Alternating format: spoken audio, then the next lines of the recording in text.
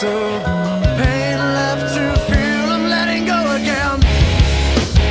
You want to feel it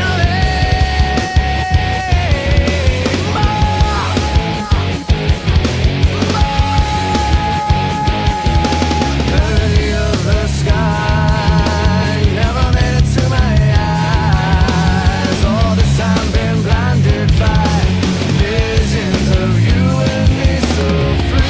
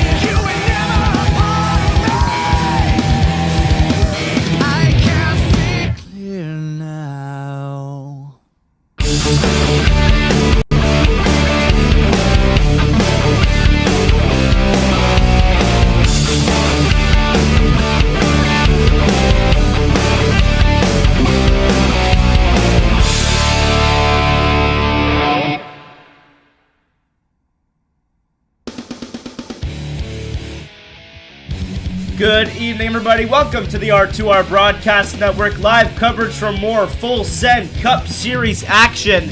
Tonight it's the American racetrack, Charlotte Motor Speedway, home of NASCAR. And the Full Send Cup Series ready to take on the virtual track for the first time in their league's history. Ladies and gentlemen, from the broadcast booth, I am Zachariah Cartledge, your one and only home for the commentary on Wednesday night action Full Send Cup Series. Pleased to have you once again for another week. Excited to have you on board for tonight's action. Excited for a lot of incredible racing from a track that is incredible like Charlotte Motor Speedway. Mile and a half, you can see on the turns, America's home for racing. Anybody wants to win here. We're going to see who gets it done tonight. Ladies and gentlemen, this is the Merica Christmas 337. Part of the Full Send Cup Series. We have a lot of information to go over today, so let's start. Obviously tonight, the Merica Christmas race at Charlotte Motor Speedway. Practice just concluded. And with that being said, 6 total tire sets, 5 in the pits, 55% fuel for roughly 40 laps, 225 laps with stages at 50, 125, and 225, of course being the final one. 0 basket pairs tonight. Check out the point system. Nicholas Martinez leading by only 6 points over Zach Lockett, still looking for his first win.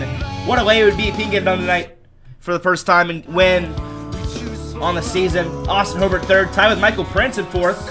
1 point back, Colin Bollinger, who started 2 races late, by the way. Could be a title favorite with his current results. And finally, before anything else, it's the in-season tournament, round 2. Chris Progar in the chat saying, "Can I do it again?" He's saying that because he was the 16th seed, knocked out Nicholas Martinez Jr., the number 1 seed last week at Iowa, in dominating fashion. And tonight he's looking to fend off Colin Bollinger, who is arguably the second fastest driver in the league right now. If he wins tonight, that would be insane.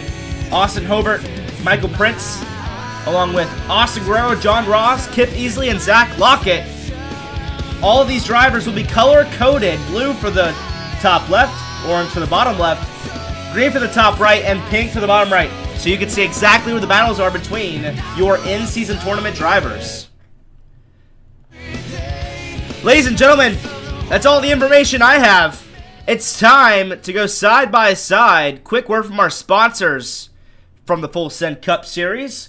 And after that, it's time to see where your favorite driver has qualified. Let's get going from the Merica Christmas 337.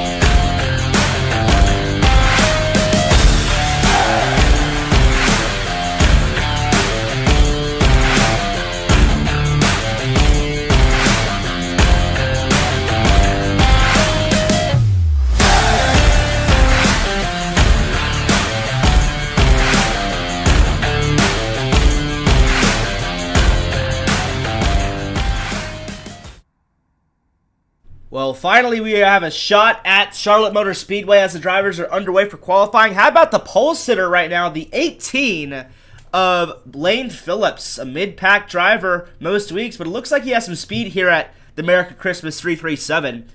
A lot of drivers have already qualified. Here's Michael Prince, currently tied for third in points. He is on board. Actually, he just parked his race car, so instead, let's go on board with Nicholas Martinez Jr., who just slotted himself P3. Now on his final qualifying lap, now he's starting to tone it down. Looks like he's ready to go. Put himself P3 on the board. He's already out of the in-season tournament, though, which is a shocker. He was number 1 seed going into this week. But this is important. Check out the left side of your screen. A lot of drivers are very close to each other in the in-season tournament. Of course, Bollinger and Progar both starting in the top 10.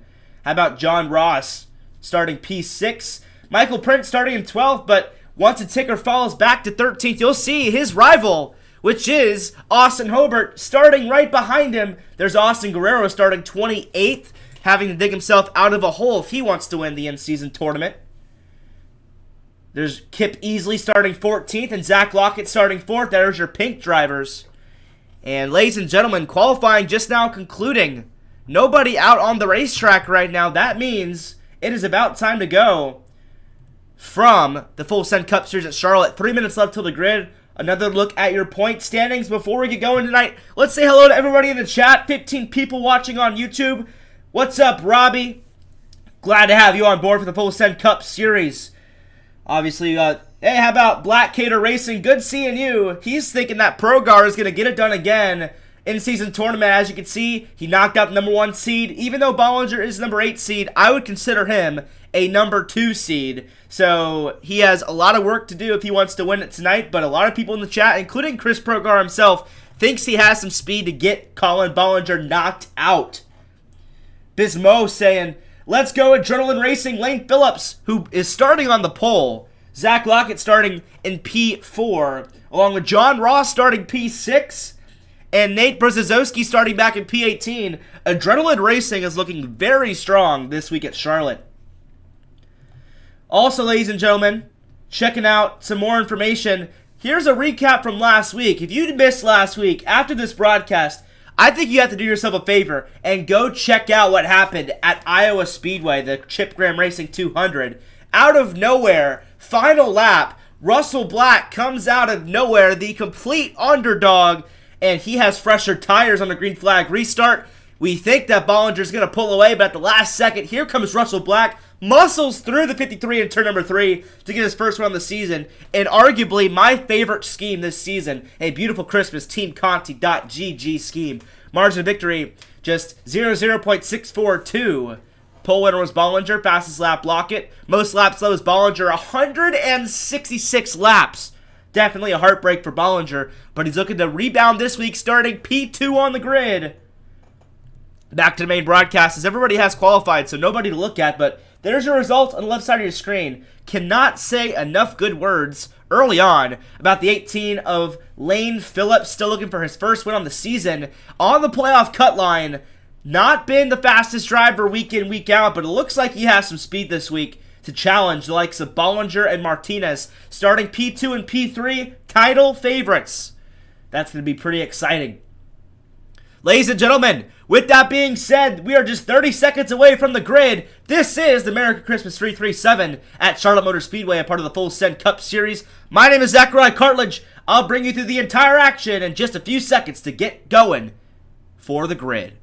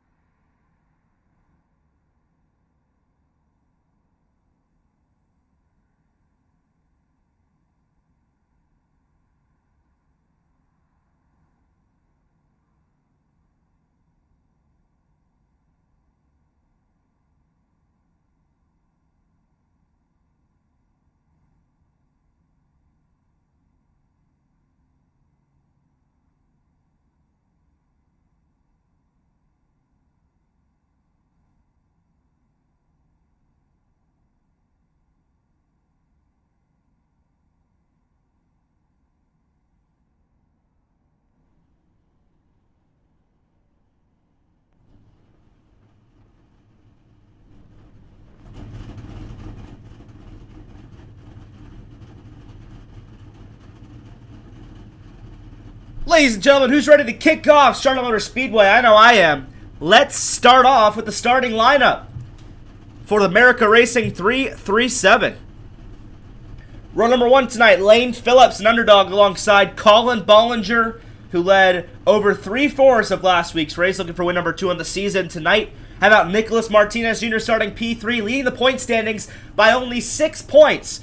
Who's the guy who's trying to beat him? It's to his outside, Zach Lockett starting P4. Terrence Murphy in the 4 this week. Someone in the chat saying he thinks that he saw a pretty cyclical scheme on that 4 machine. We'll get a close look at it before we get going. How about John Ross starting P6, one of your in-season tournament drivers. Another one of those in-season tournament drivers starting behind him in P7, it's Chris Progar. How about Brian Matthews, great qualifying effort starting in 8th. Jacob Hoskins, Russell Black, last week's winner, rounds out your top 10. Jesse Graham the 4th, and Michael Prince round out your fast 12. Deeper in the field tonight, we have Austin Hobart alongside Kip Easley. 2 in-season tournament drivers, respectively. How about Daniel Wiles, last week's pole sitter, looking for revenge back in P15, alongside Roy Grande Jr. in 16th. Chris Mackey, league owner, currently starting in P17, alongside Nathan Brzezowski in P18. Josh Gallagher, Calvin Harvey round out your top 20. Michael Weaver, Stephen Blevins, Alberto Abar, and Brandon Kelly round out your first 12 rows. Rounding out the field tonight, we have the following drivers of Jamin Bernhardt and Keith Vaughn back into the week, alongside Tyler Falkenberry and Austin Guerrero starting deep in the field, but he is an in-season tournament driver. Watch out for him. Jimmy Jason, Stephen Wallace also back for another week. And rounding out your field tonight is Terry Vincent, Daniel Holdcroft, and Chance Page for a 33-car field. Right on cue, pace car makes its way off of pit road. We are ready to go from the Merica Racing 337. I heard that this Formation has a pretty sick race car this weekend. That's Terrence Murphy. We'd love to see if we get a close-up on that. A little bit dark, but it looks like it's a red and green Christmas scheme this week. A very nice-looking scheme. In fact, that has reminded me, I'm going to probably up my brightness settings for tonight. This is a evening/night race, so I want to make sure y'all can see all the action and these beautiful paint schemes, which, by the way, I heard that Chris Mackey had a paint scheme tournament this week. So a lot of these drivers showing up in new schemes as we get going tonight. Something to watch out for. But there is Terrence Murphy's scheme. You'll see it right as it crosses by the broadcast camera right here. Entering turn number 3. Look at that beautiful scheme.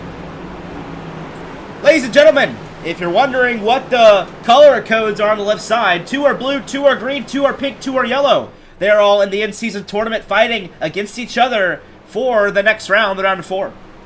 What's up, Cyber Cherub? How about Austin Guerrero in the chat? Austin Hobo, Bismo, Brogar 11, Black Kid Racing, and Robbie. Good to see all of you guys. This is the Merica Racing 337. Pace car is off. 225 laps of action at Charlotte is now underway. Green flag in the air. Green flag, green flag. Oh, and already trouble. It's the 15 of Jesse Graham the 4th. He goes around. We stay green as the action gets underway. Lane Phillips, your pole sitter, leads into turn number 1 and 2, but here comes Nicholas Martinez Jr., already eager to challenge on the outside lane of the 18, entering the backstretch for the first time tonight. A lot of these drivers fighting for the in-season tournament. Watch out for the battles throughout the entire night. A huge battle mid-pack. One car comes down pit road. It's Colin Bollinger. Looks like he's serving a penalty. Was not aware of that. That's going to put him back a whole lap down here tonight. We're going to see if he can rebound. How about Nicholas Martinez? Despite starting 3rd, he's already up 4/10 on second place. Terrence Murphy leading the field in lap number 2.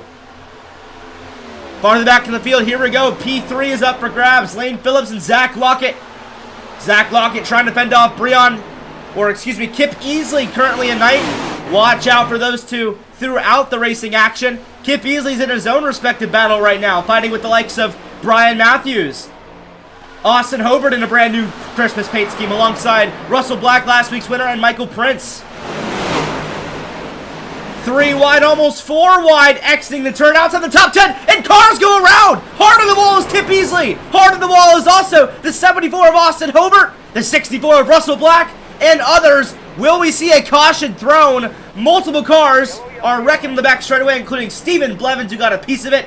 First caution out early from Charlotte, including some in-season tournament drivers. One of them is that 8 machine of Kip Easley.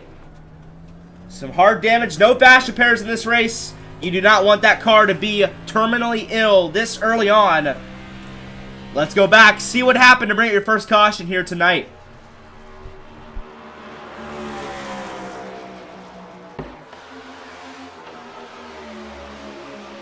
We were seeing it on the broadcast. They were 3 or 4 wide coming off of turn number 2, fighting for the top 10. Here's Kip Easley, and watch that 74 festive scheme of Austin Hobart. Oh, man. Looks like he kind of comes up and Brian Matthews comes down. Looks like a mix of both.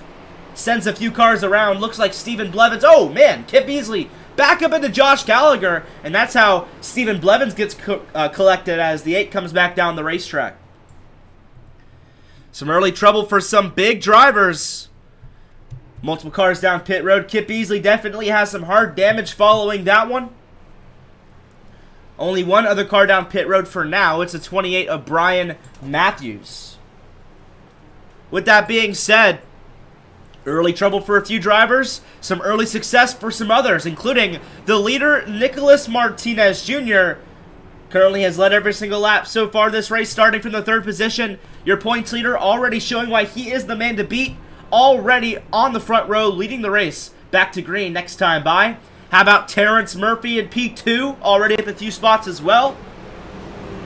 Cyber Sharoop saying, let's go 47. Of course, that's going to be Jacob Hoskins, who's actually doing pretty well, currently back in P7 for the number 47. Always a very underdog competitor, always fringe top 10 driver. If he has some speed on a track, though, don't be surprised if he can make his way up to the lead. We'll see if tonight for the 47. Lane Phillips, who started P3 already, or excuse me, started on the pole at P1, already back to P3. We're going to see if he can rebound his spots back to a front row position of P1. How about Zach Lockett? Brand new scheme. Usually we see him in a pink and black machine. Tonight he has an American style theme, blending into the theme of the race itself. It's a blue, red, and white USA theme 93 machine. Behind him is Chris Progar, currently another one of those in-season tournament drivers.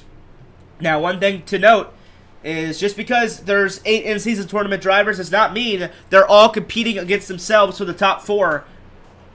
They're color-coded for a reason. There are 1v1 matches, so pink is 2 drivers, blue is 2 drivers, green is 2 drivers, and yellow is 2 drivers. So, for example, Kip Easley in 33rd is fighting with Zach Lockett in 3rd, both pink drivers.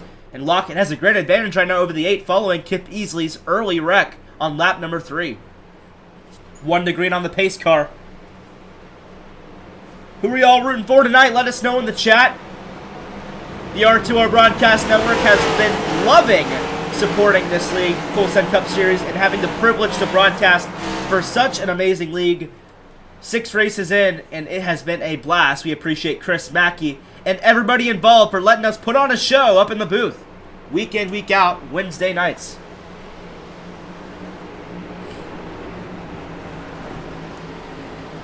This is the longest race of the season, according to Chris Mackey. 225 laps from Charlotte Motor Speedway. Y'all want to get your popcorn, get your drink, get your snacks, sit back in that couch, because you're not going anywhere. This is a long race ahead and a lot of action still yet to come from Charlotte Motor Speedway. A lot of new paint schemes this week. We'll try to get to all of them throughout the race, but for now, pace car will once again come back down. Martinez and Murphy will lead us back to the green flag. We are back underway from Charlotte Motor Speedway. Green, green, green. Once again off, Martinez leads the field back to green. A lot of battling mid-pack. Onto our trusty blimp camera. How about this, Austin Hobart? Excuse me, Jacob Hoskins, Brzezowski, Progar, and others, 3 wide. Entering turn number 3. It looks like the 47 tries to make a move, doesn't do anything for now. Battle for P2. It's Zach Lockett trying to make a pass on Terrence Murphy in the 4 machine. 2 brand new paint schemes this week. They definitely don't want to rough them up, but they're fighting for P2 hard right now. Brand new paint scheme for John Ross. He's also usually repping a pink scheme tonight. It's a red and black machine. Looks like it's a John Deere paint scheme. Oh, and already trouble up at the front. 2 cars fighting for 3rd. Lockett and Murphy bumping and banging hard on the wall. And that gives the edge to somebody like John Ross to try to make a move. Battling mid-pack. 18th on back. League owner Chris Mackey fending off a few machines. The 11 machine, the 31 of Michael Prince, and others. There's Colin Bollinger, who started P2, had to get a pass-through penalty. Already making up some ground inside the top 20. Back out front is a Hornet's Nest up for the lead right now. Will Scope saying, let's go, Weaver. Currently back in 11th place. Michael Weaver, brand new paint scheme. It's a checkerboard red and white Christmas theme. We'll get a better look at that hood. Looks like there's a funny face on it. I'd love to see that. Next caution. Early on, Nicholas Martinez is showing why he's the points leader. 8 tenths ahead of second place John Ross. And speaking of John Ross, he just got second place from the 2 guys fighting for it. Originally, that was Murphy and Lockett. We'll see if he can fend off them. But here comes Murphy back to the inside. He's eager to get back P2 from the 44. Cheese Monster saying, let's go, number 4. Kevin Harvick fan, so he's going to go with Terrence Murphy. Back in P3, a good pick. Middle of the track, a Hornet's Nest. Calvin Harvey, he's in the middle of it. Fighting with a few competitors as well. Side by side right now with Michael Prince. John Ross currently holding on to P4. Excuse me, P3. No, P2. Underestimating him. And now the battle for P3 is once again between the drivers of Murphy and Lockett. They've been butting heads a lot this race. Wait, is that the Robbie in the chat? The back bumper saying Robbie Tester is a coward. Hope that Robbie knows about that. Look at the back bumper, Robbie. He's dissing you out. That's funny. Unless it's a different Robbie. That's funny. Alberto Abar currently fighting side by side with Nathan Brzezowski, who's already up 10 spots in P8. Great early start for the 97, also brand new scheme. An American style paint scheme as well on the number 97 this week. Battle back for P22 is heating up. Stephen Wallace and others too wide across the racetrack. Roy Grande Jr. in the 11. Chris Progar and Jacob Hoskins now battling for P5.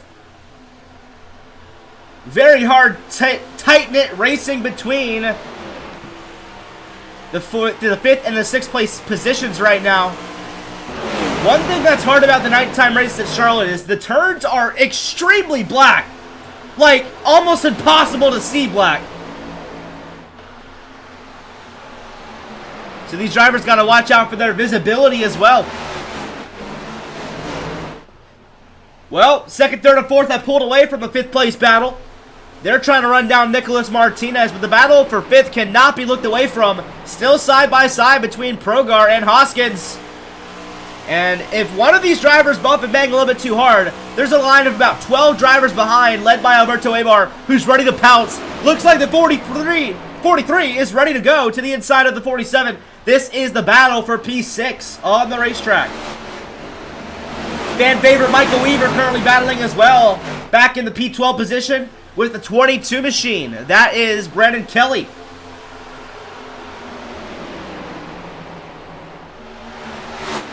Front of the pack heating up as well. John Ross trying to fend off Terrence Murphy, who got to his inside originally. Now the 4 starts to fall back just a little bit.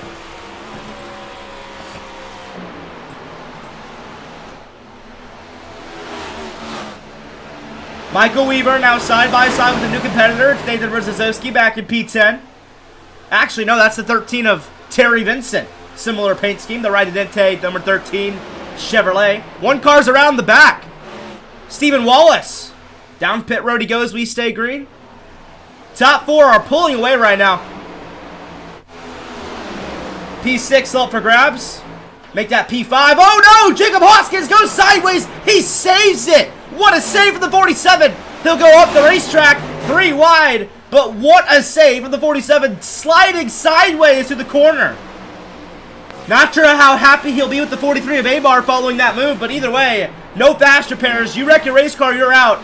Great skills by the 47 to realize the situation at hand and let off just enough to save that race car. 45, Austin Guerrero started P28. He's in the inside. Oh my goodness! The 47 goes around again! He saves it again! He holds on to it for a second time. Once again loses positions. But how about the 47 still keeping it green with a clean race car? Sucks to fall back all those spots, but to save it twice in a lap is impeccable. He's probably really upset though that he got touched twice in a corner by 2 separate drivers, but either way, what a save from the 47. We stay green. Alberto Abar, Lane Phillips side by side, now fighting for the P6 position. Now falls back to single file battle for P20. Starting to heat up. Stephen Blevins, who was involved in the first caution, he's trying to fend off a few fast competitors. Bernhardt, Grande, Holdcroft, and Gallagher.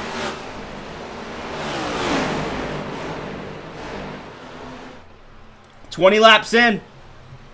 And there are stages, excuse me real quick. Gotta remember where they are. 51:25. We'll update that on the screen so you guys can see it. 50 laps for stage 1, 75 for stage 2. Very long stages tonight. How about the battle for P21? It is heating up. Holy cow. Jamin Bernhardt and others. They went 3 or 4 wide in the corner right there. But the battle will back up to the front because we cannot keep our eyes off this lead pack. Martinez is leading. But how about these guys right behind him starting to catch up? They passed the lap machine of Austin Hobart. But now they're in clean traffic. It's John Ross and Terrence Murphy, P2, P3. Trying to run down Martinez. Lap car ahead as well. 32nd place, Stephen Wallace. About to get lapped.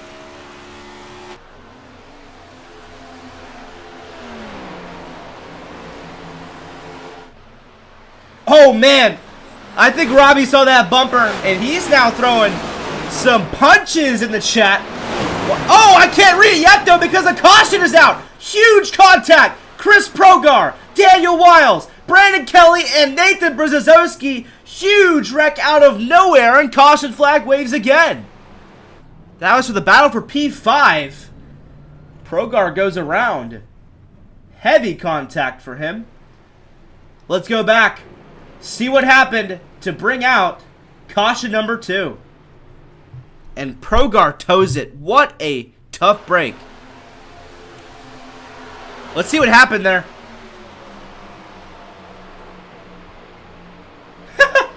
I'll read Robbie's comment in a second. Kind of funny how it coordinated right when I needed to read it. A caution flew. Anyways, let's see what happened. P5, Chris Progar in the in-season tournament, by the way, fighting with a few other competitors. What happens here? Does he get loose? Oh my goodness, what is going on? Looks like he just breaks in front of the field.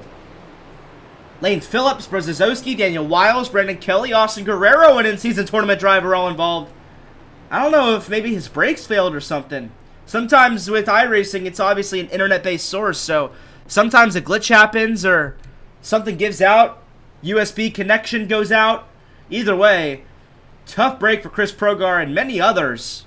And he's now towed down pit road as the rest of the field comes down for their first pit stops of the night, led by Nicholas Martinez Jr., your race leader.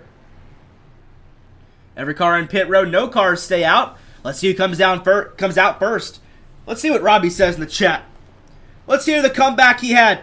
Probably because he got banned for intentionally wrecking someone on 2 tires when he took 4. And couldn't get around them, so he started pouting over the mic and it took him 3 times to even spin them.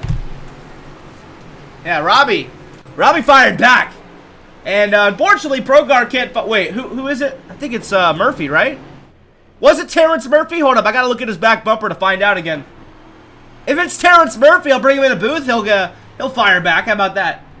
Yeah, it was Terrence Murphy. Well, that's the pleasure of having the mid-race questionnaire. So how about we bring him up in the booth? I'd love to hear.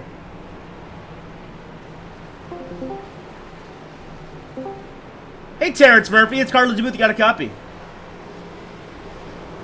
Oh, he's muted. He's muted. Well, unless he unmutes. Anyways, Terrence, hey, you gotta fire back at that boy Robbie when you got a chance. He's talking smack. Anyways, P3, go get him, brother. Alright, well, unfortunately, he has no mic working, so I relayed the message. Now at the Infield Care Center, word from Chris Progar. Chris Progar currently in the Infield Care Center. What happened? I was pitting. Oh. Called it out. Called it out. Called it out. What were you pitting for? Was it a penalty? What was it? It was pitting for fuel. We weren't going to make it on a full tank, so figured 20 laps, fill it up the rest of the way, make it to the stage. I was saving my tires. Wow. Well, that's the beauty. Well, not the beauty in your case of Charlotte being very narrow, and you're in front of a lot of them. So when you break, everybody's got to make an action, and it looks like it didn't work out your way. Are you out of the race now? Yeah, pretty much. I got like 10 minutes of repairs. So well, yeah. Man, the heartbreaking story for the end of the Underdog in-season tournament. Possibly. Well, we'll hope to see you back on the track. If not, sorry for your tough break. Yeah? I'm done. All right, done. well, have a good night. We'll see you later. Yep. Tough break for Chris Progar. Out early. That sucks. He beat Martinez, #1 seed last week. I was rooting for him. Anyways, back to the restart zone we go. It's Lockett and Abar back to the green flag from Charlotte Motor Speedway. Green, green, green. And we're off again. Some cars get a little bit loose. A lot of strategy under the last pit stop. A lot of cars not used to be at the front right now are currently up at the front. Brandon Kelly, he's in a hole. Martinez and others, really fast competitors, gonna try to make him 3 wide off the exit. Will they make it work? Kelly gets into the 48, but we stay green for the time being. 3 wide, entering turn number 3. Hard, tight-knit racing right now. Blevins in the wall. He saves it. Whoa, 22 gets loose. Slides up the racetrack. We're good for now. Martinez now back up to the top 5, passing Michael Prince. Now trying to pass Michael Weaver, the 2 Michaels inside the top 5. To the inside he goes. Back to the bumper and back behind. Well, new leader, it's Zach Lockett. Brand new paint scheme this week, but more importantly, he's 6 points behind the cut line. One of the main things that's hurt him this year is simply the fact that he has not won a race. Looking for his first win. Can it be tonight? Martinez back up to P4. Battle for P2. P2. Abar and Murphy battling for it. I got a feeling if they keep battling, Martinez going to pass both of them. And here he goes. 3 wide for P2 as Martinez threads the needle. And he'll do a 2-for-1 special, passing them with ease. And now it's a third place battle between Abar and Murphy. Two-way battle between 5th place drivers Ross and Weaver also on the racetrack. A lot of battles actually across the racetrack as well. How about Chris Mackey, brand new paint scheme this week. Repping Allstate Christmas colors. Oh, Daniel Holdcroft almost got in contact back there with the 12 machine. Looks like they stay green. 2 wide for P3. May start getting a little bit more heated up, though, as a few drivers make their way behind him. Vincent, Ross, and the 2 car of Weaver all battling right now for position. 4 wide almost, exiting the corner. Remember what happened last time? They went 3 wide, did not end well. Off of turn number 2, looks like they hold off for the time being. Back in 2 wide action. And while they're battling for P3, Martinez has passed Zach Lockett. I didn't think it was going to be that easy. He only was leading a few seconds ago, but Lockett's already been passed by Martinez. Martinez up to a 4/10 lead already. Let's check out the last lap time. Something must have happened there. Yeah, look at that. 3/10 slower. That'll do it.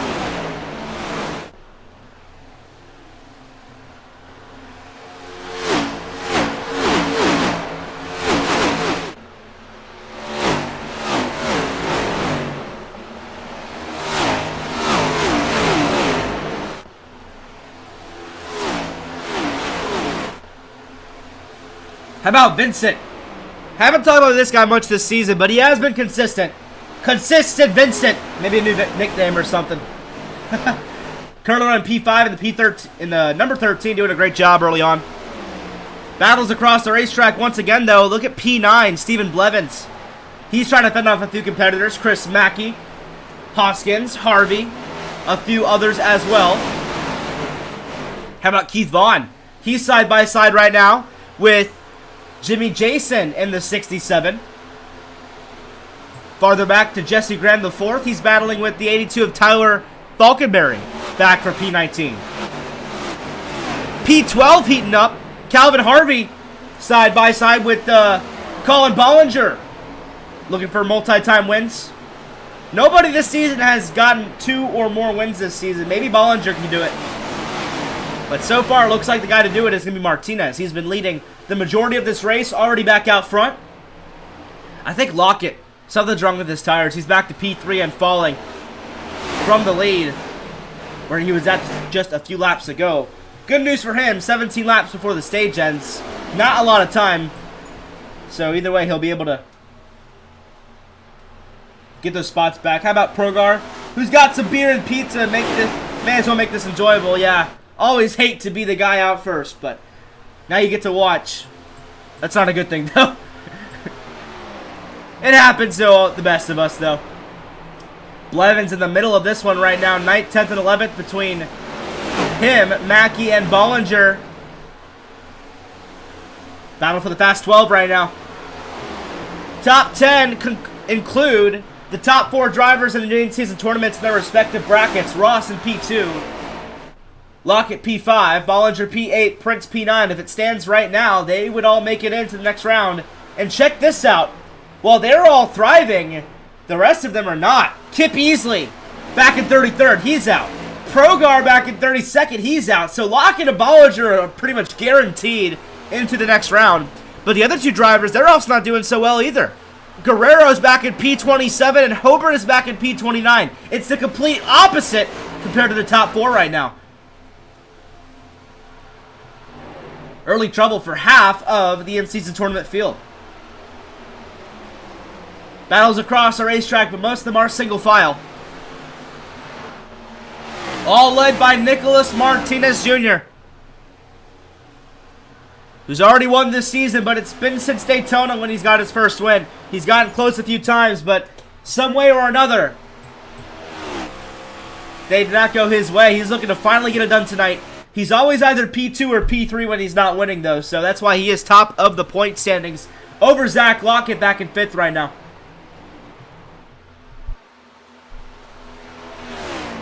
Battle for P19 starting to heat up now. Jimmy Jason side by side with Brian Matthews. Battle for the P20 position. There's Russell Black. He won last week. Underdog. Now he's trying to get back to back. Currently back in P21. P12, that's also heating up. Jacob Hoskins and a few others fighting for position. There's Gallagher. There's Keith Vaughn. There's Blevins. There's Chris Mackey. Blevins and Mackey fighting for position back in P10. Mackey running the wall, actually gets into the wall just a little bit. 12 laps to go in stage 1. As we mentioned, this will be a long one tonight. That's why it sucks to get out early like Progar. That's why he's so upset. Whoa! Hard contact in the wall for Hoskins. Door banging now with Gallagher. How about Keith Vaughn in the grass to the inside of Calvin Harvey in the 42? Battle for P5 now heating up as well.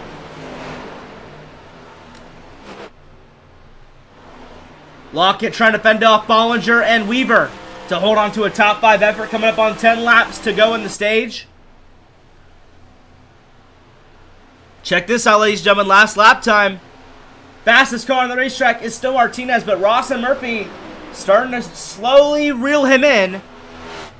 Back to now 8/10. Most likely won't be enough, though. We'll see. P10 up for grabs still. Mackey and Blevins side by side. Blevins falls back in line. P11.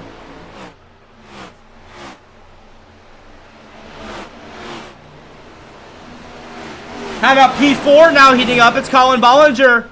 He's fighting with Vincent right now for the back of the top 5. Leaders approaching lap traffic. With 9 laps to go, Ross is actually closing into Martinez now within 8/10. He was within 9/10 last lap. Martinez has some lapped cars up ahead. Some of them are coming down pit road. That's Stephen Wallace, maybe cutting the stage early, which could be smart if you're somebody that far back. 8 laps to go in stage number 1. Merica Christmas 337, a long race. Sorry about that. I didn't have the rotation of the sponsors on the top right. There they go. Feel free to check them out. At the end of the top 10, that is still up for grabs. Prince in P9, Blevins P10. On back, though, it's a dogfight. There's Gallagher. There's Keith Vaughn. Keith Vaughn in the top 12, doing a good job tonight so far. Hoskins, he's fallen back a few spots now, side by side with Jesse Graham the 4th. And right behind him is Chance Page in a red scheme this week compared to a blue. Very nice looking red scheme for the 34. Metallic feel. How about this, ladies and gentlemen? Stage is not over yet. Ross now within 7/10 coming up on 6 laps to go. Is there a way the 44 can catch back up to the 48 before the stage ends? It'll be tough, but he's running him down right now. Let's compare lap times. Yeah, I mean, pretty much even. It's faster, but nothing that'll write home about. We'll see if it fixes this time by. If not, Martinez looks like he'll cruise back to victory for stage number 1. Lockett now passing Weaver once again. Weaver trying to get back at top 6. 11th place still side by side. This time it's Michael Prince and Chris Mackey trying to find a way back up to a P10 spot before the stage ends. 5 laps to go. Martinez now passing another lap machine. It's Austin Hobart, who's an in-season tournament driver. He's had a lot of bad luck early on this race. Trying to find a way to get Les Cole in his stocking to help get him back on the lead lap. Still a lot of racing to go. Luckily for him, this is the longest race of the season. Looks like Ross is still within 8/10, so nothing to write home about. Looks like Martinez, unless something crazy happens, will come home with the stage win. 4 laps to go. P5 is still a battle. Vincent versus Lockett versus the 2 machine on Michael Weaver. Now side by side, bumping and banging is the 13 and the 93 off of turn number 2. Michael Prince, Chris Mackey still fighting for P11. Oh, Lockett slides up just a little bit. Holds on to it, still side by side. Weaver's ready to pounce if they battle a little bit too much, maybe 3 wide if they have an opportunity to do that. What is that face on Michael Weaver's car? I gotta get a close-up on that. Maybe we'll ask him in the break. Michael Prince falling back. Now it's Gallagher versus Mackey for a top 11. Looks like Keith Vaughn is pulling away for a top 10 effort. Leaders stuck in lap traffic coming up on 2 laps to go. Martinez still leading. Ross still 7/10 back. And Murphy still a second back. Still battling for the P6 position. 93 versus 2. Looks like 13 of Vincent starting to edge away just a little bit. It's going to go down to the wire for P6. Same for P12 on back. They are also still battling back here. Prince still side by side with Mackey. But coming to the white flag to end stage 1, it'll be Nicholas Martinez Jr. with 1 lap to go, looking to sweep the stage. Early statistics for this driver, 43 out of the 50 laps have been led by him. Pretty much every lap except for pit cycle strategy has been led by the 48.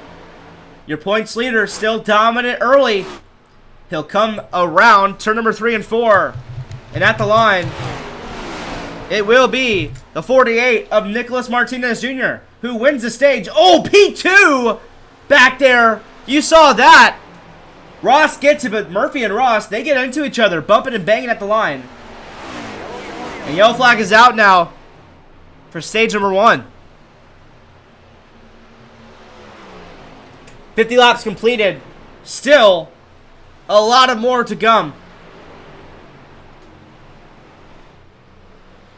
Don't miss a thing. A lot of more action yet to come on the Merica Christmas 337, a part of the Full Send Cup Series. We'll be right back following our scheduled commercial break.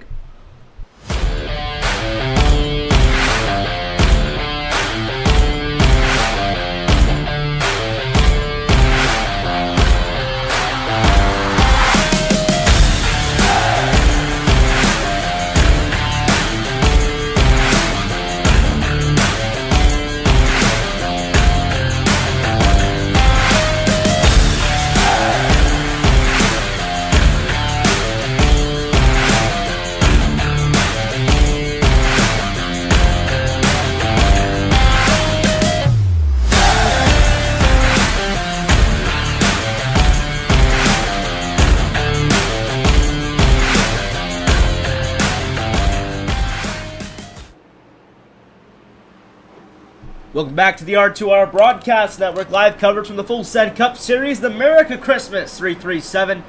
Longest race on the season at Charlotte Motor Speedway. 50 laps down, a lot more to come. If you're just now joining us, race recap. Lap 52 of 225. Martinez just won the stage at lap 50. 3 cautions for 6 laps. 2 lead changes. And now the field is down pit road. Everybody is down except for the machines getting their laps back. Martinez leads them down. Will he be out first? Last time he was not. Some people decided to take some strategy, some 2-tire stops. We'll see what the call is this time by with the 75-lap stage coming up.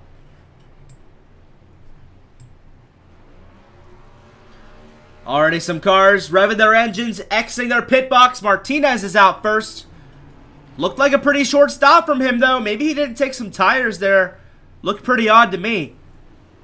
P2, Murphy. P3, Ross. P4, give it to Lockett. And P5 is Michael Weaver. Let's talk to Michael Weaver. Fan favorite in the chat. Let's bring him up.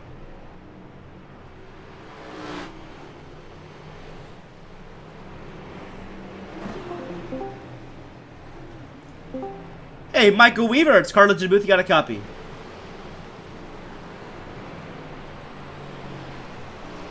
Oh, he's also muted. Well, I wanted to know what was on your hood, so maybe you can type in the chat on YouTube or something, but can't tell who that face is, so I'd love to find out. But currently P5, continue to have some good luck, buddy. Let's talk to somebody else. Maybe we could talk to somebody like John Ross. Yeah, let's do that. Let's bring him up.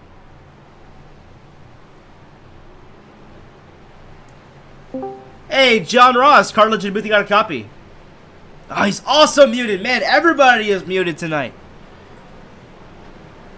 I promised y'all on the broadcast we'll get an interview in. But these guys are focused, locked in right now. I'll put you back in your VC, John Ross. Good luck in stage number 2, buddy.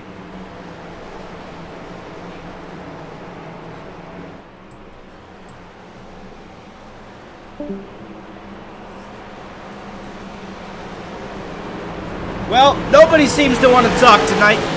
They're all locked in. It's okay.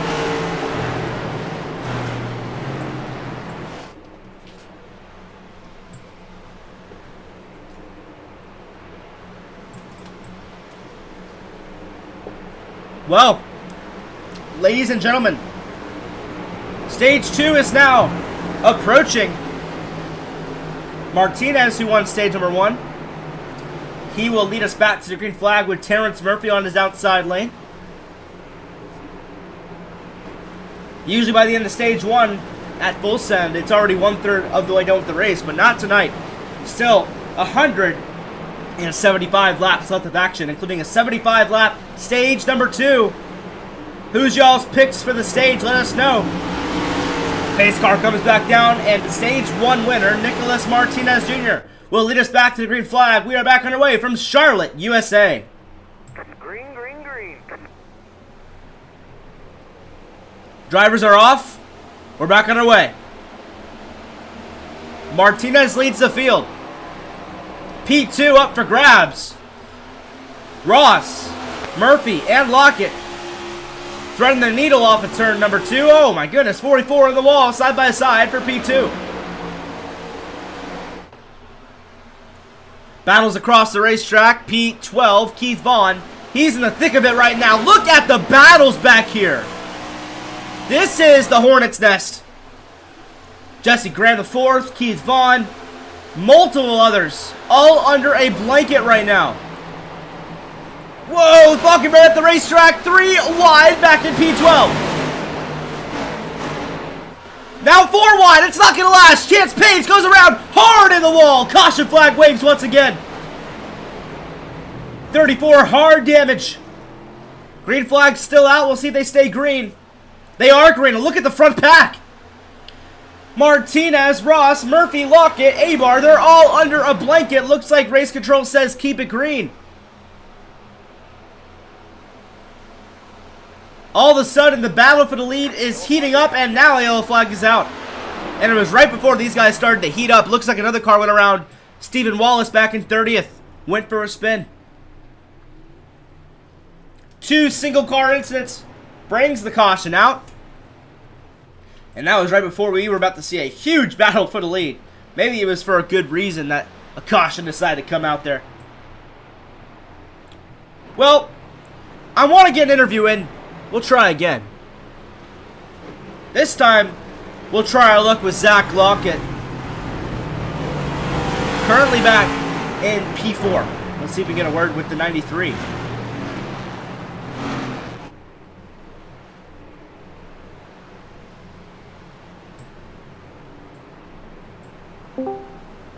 Hey, Zach Lockett, Carlo to the booth. You got a copy. You got a. Are you permanently muted or what?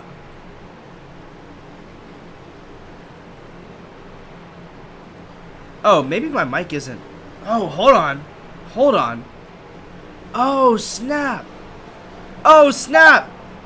Oh, snap. My bad. Let's try it again then. Let's try that again. My mic was not working for that one. That's why it was happening. All right. Now it should be working. No, maybe it's not. Oh, my goodness. Oh, my goodness. Well, found out it was a me issue after all. That's funny. Anyways, he goes back where he belongs. That's why it was having trouble earlier. These guys can't even hear me. Something's wrong with my Discord. I'll figure it out later. Can't figure it out now. It's 1 to green. These guys are probably... Man, now I feel bad. These guys are probably thinking, what in the world? Why is he dragging people? My bad. For some reason it's not working on Discord right now. At least my audio isn't. Pretty odd. Anyways, pace lights are still on. So we'll go to commercial break. I'm going to troubleshoot my Discord issue. We'll be right back to kick off the green flag once again.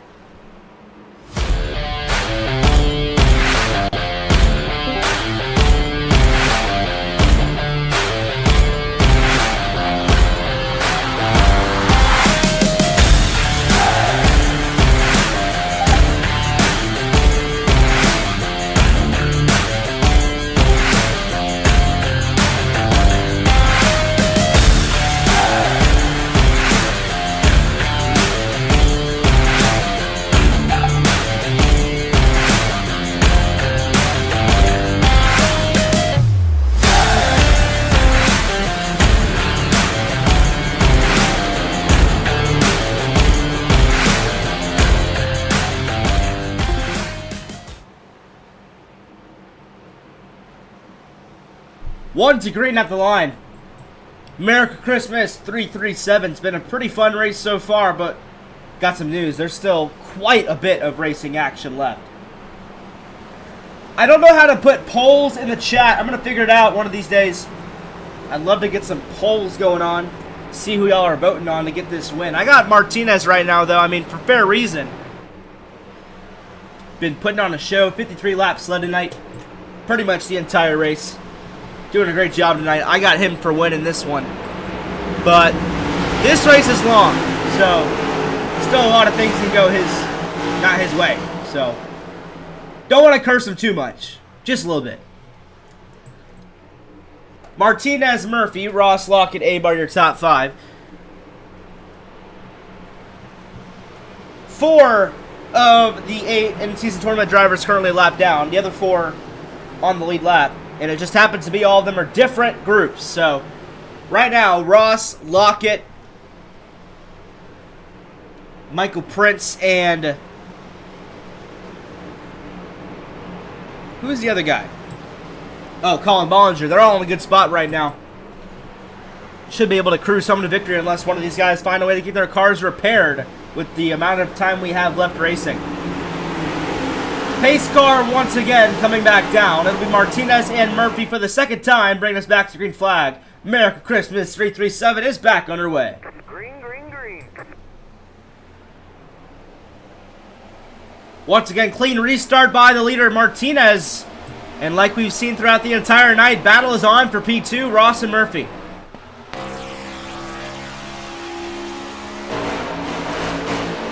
Really jumbled up pack in the middle right here. Jesse Graham. Jacob Hoskins. 22 of Brandon Kelly, now 3 wide entering the turn.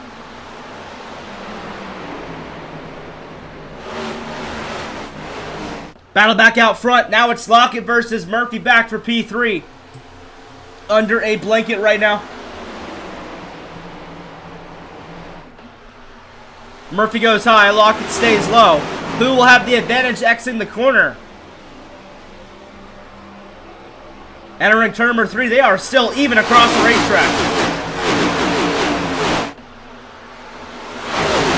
Battles across the racing groove right now. But look at this. 4 cars battling right now. Actually, 5 cars battling. Now it's for the lead. This is the battle for the lead right now. 5 cars completely under a blanket.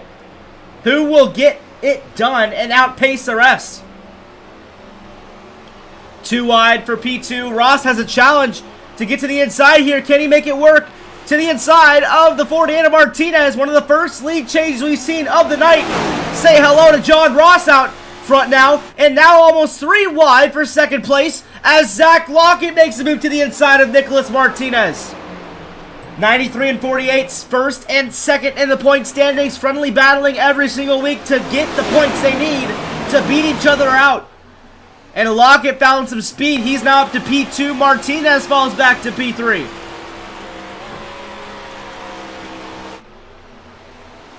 Maybe Martinez conserving his tires. We saw a lot of great saving by him last stage. Maybe that's the case this stage as well. Now battling for P3 between Murphy and himself. He now falls back to P4. P16 on back.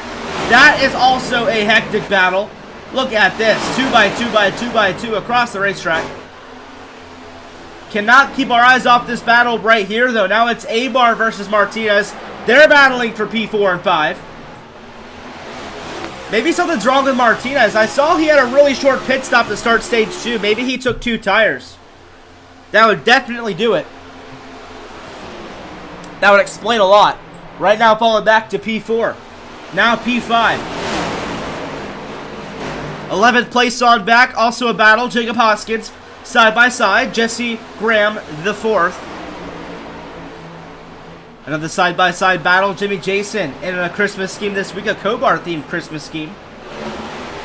Now falls behind Chris Mackey. The racing in the back of the pack, though, is also heating up. Holdcroft now side-by-side with Roy Gonde Jr. How about P4? A-Bar. Also fending off a few competitors. Single file line across the racetrack on back to P10.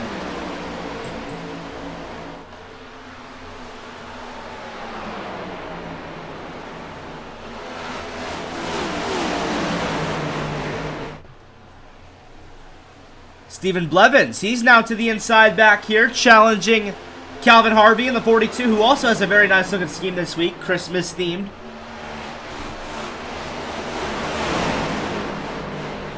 He falls back in line, back to P9. Single file across the racetrack right now, led by John Ross. Let's go to the field together, shall we? Current leader John Ross. Back to P2 is Zach Lockett. 3rd place, Terrence Murphy. Alberto A-Bar back in P4. Rounds out your top 5 is Nicholas Martinez. Back to P6 is Michael Weaver. Back to P7 is Josh Gallagher. Good respective result early on for the 96. P8 is currently Stephen Blevins, doing some great rebounding skills following the first caution. Calvin Harvey back in P9. And rounding out your top 10, a solid result so far from Terry Vincent. Jacob Hoskins back in P11 with league owner Chris Mackey rounding out your fast 12. Back to P13 is Jesse Graham. P14, respective effort from Brian Matthews. And it's a whole way back to P15, which is Michael Prince. All alone right now.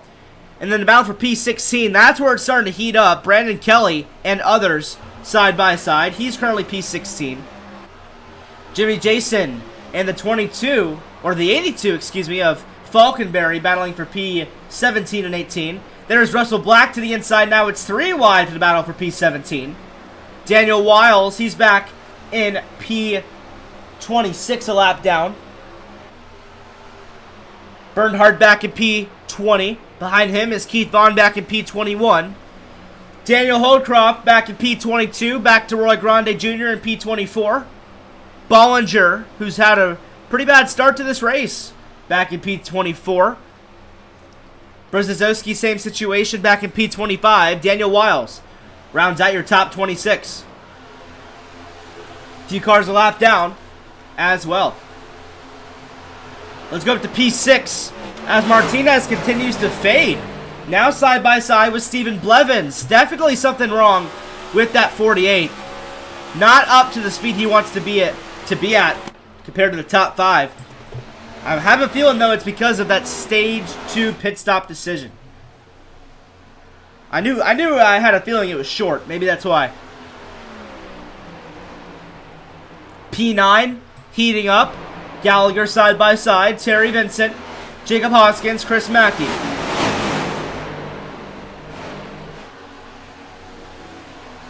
Whoa, Vincent a little bit sideways. He holds on to it. Still side by side back here. Also side by side between Martinez and Blevins. Whoa! Hoskins and Gallagher get some contact there. That's back for P10. There's Chris Mackey right behind as well in the Napa Auto Parts All-State Christmas theme number 9.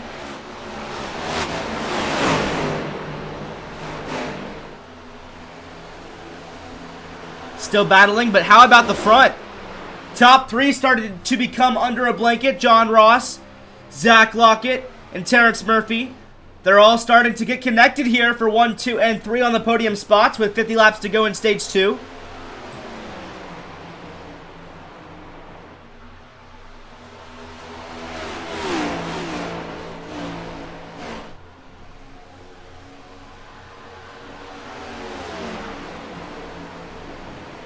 Back to P9. That is also still a battle. Hoskins trying to fend off multiple competitors.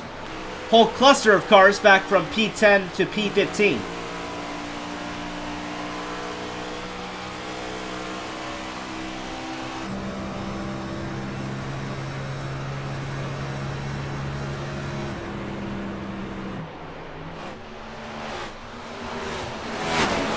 One car gets loose. Looks like he's coming out of pit road. Actually, it's Jimmy Jason. First one of our pit stops drivers in stage number 2. Does that mean more are on the horizon? The leader is yet to pit. We'll make sure to let you know if any of them come down. Charlotte's a very narrow racetrack, especially when you're in a pack. Saw that earlier with Chris Progar. Tried to pit early in stage number 1. Got wiped out by the cars behind him. It can surely happen again. Zach Lockett now closing in to John Ross. Now 2 tenths back. Let's check out his last lap compared to John Ross. It's faster. Not by a lot, but it's faster. That's why he's gaining.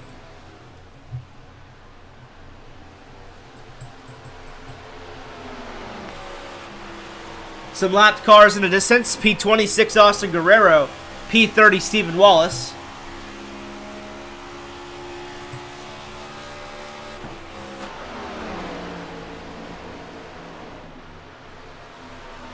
P10 still heating up. Vincent trying to fend off Chris Mackey now, holding on to a P10 spot. Jesse Graham to the inside of Josh Gallagher back for the Fast 12.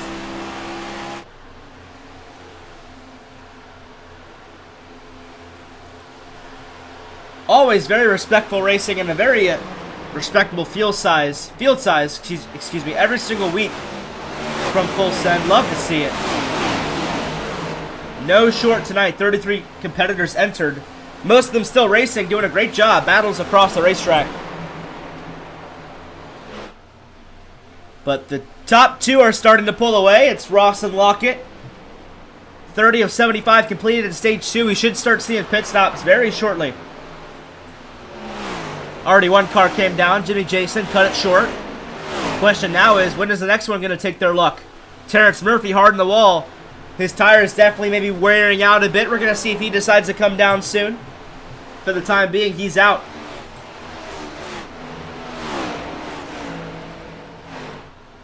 And while the top 5 have pulled away, P6 on back still clustered together, led by Stephen Blevins. It's a train of action back here, about 2 car lengths back to each other single file competitor. 6th on back to 17th. P15, though, specifically is heating up. Matthews and Prince going at it. There goes Brandon Kelly now to the inside of Jesse Graham the fourth. Mid-pack battling the entire night so far. 2 by 2 right now between these two competitors. Brandon Kelly almost gets into the 15. Has to drop back just a little bit. Does that. Great awareness skills from Brandon Kelly.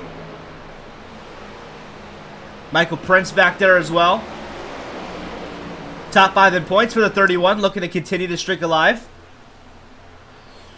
Check this out though, ladies and gents. Battle out front. Starting to close together. Top 3 under a second. Ross and Murphy now closing the gap on Lockett once again.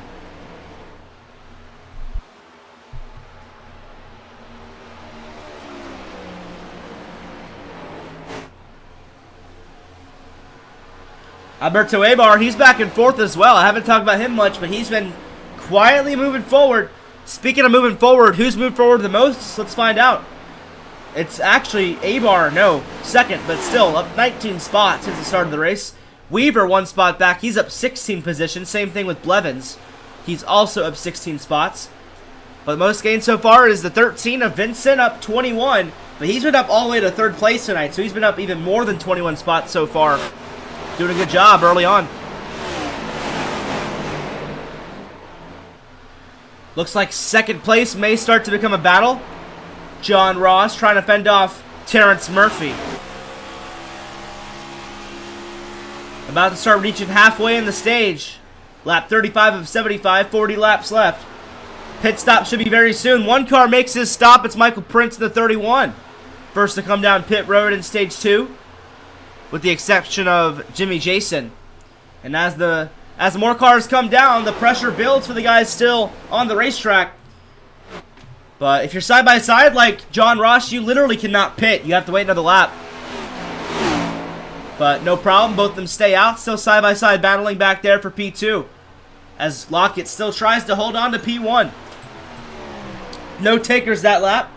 Everybody's still out on the racing surface that have yet to pit.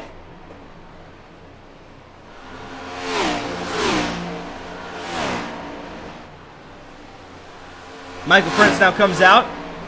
They are door banging for P2 right now. Side by side for P2. These two have been battling a lot tonight. Whoa, one car just went around in pit road. Looks like it was Jimmy Jason serving a speeding penalty. Back down again, tough luck. Like I was saying though, Ross and Murphy, 44 versus 4. Battle of the Fours. They have been battling amongst themselves the entire night. Look at the crossover move from John Ross now back to the inside.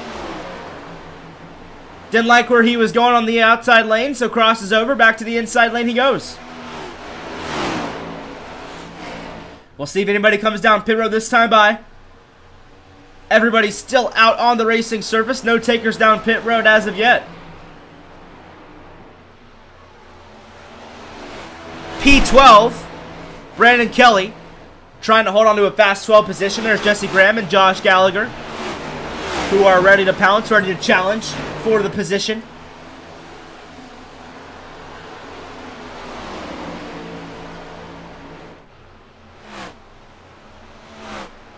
Terrence Murphy and John Ross, once again, still jockeying up for spots. For P2. Heard some carnage in the back. No wrecks I can see on the racetrack. There is a battle for P6, though, between Blevins and Martinez. These two have been battling throughout the stage as well. Whoa, almost contact there. Getting as much side draft as he can. That's Martinez. And that brings him up for a turn 3 as he tries to pass the 51, but the 51 has a good exit there. Still side by side off the exit of the turn. Check this out. Lockett's not in the green. Look at this. They're slowly creeping up on the 93 as well. We'll see if they can make a pass before the pit stops start to come into play.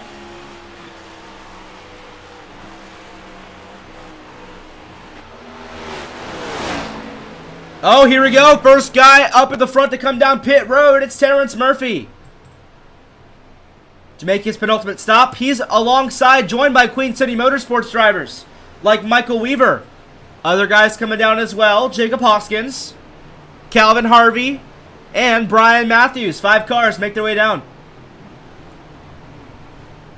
Will we see any takers now coming down this time by now that some other guys started to make their move? Yep, here we go. Cars slowing down. Your leader, Zach Lockett. Second place, John Ross. They're down. Alongside Abar in third. Blevins in fourth. He's going to stay out. Martinez comes down. That'll cycle the lead out to Vincent and Mackey. But here we go. Most important green flag pit stop of the night. The leaders are now coming down pit road. The main question here is, can somebody like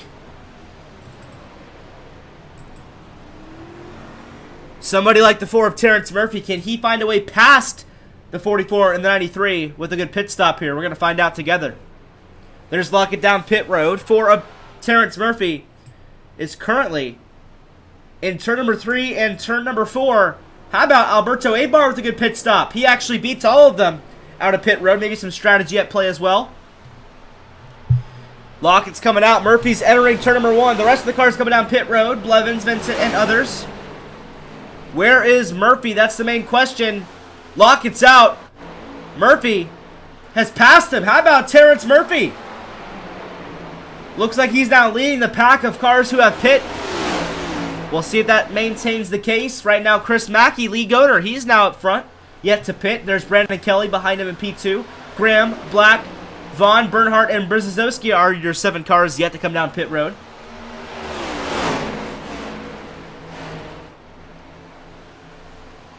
Looks like Murphy's going to be ahead of the charge here alongside Abar. Maybe some 2-tire stops, though. Would not be surprised. Michael Prince, who pitted early, he's now up to P11 because of that. We'll see if it works out in his favor. Top 7 still staying out.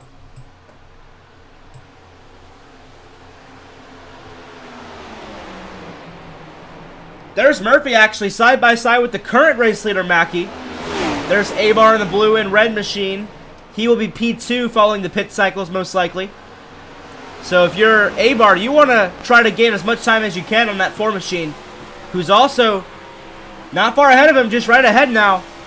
And it looks like the leaders are now coming down pit road. Mackey comes down alongside Kelly. There's Jesse Graham.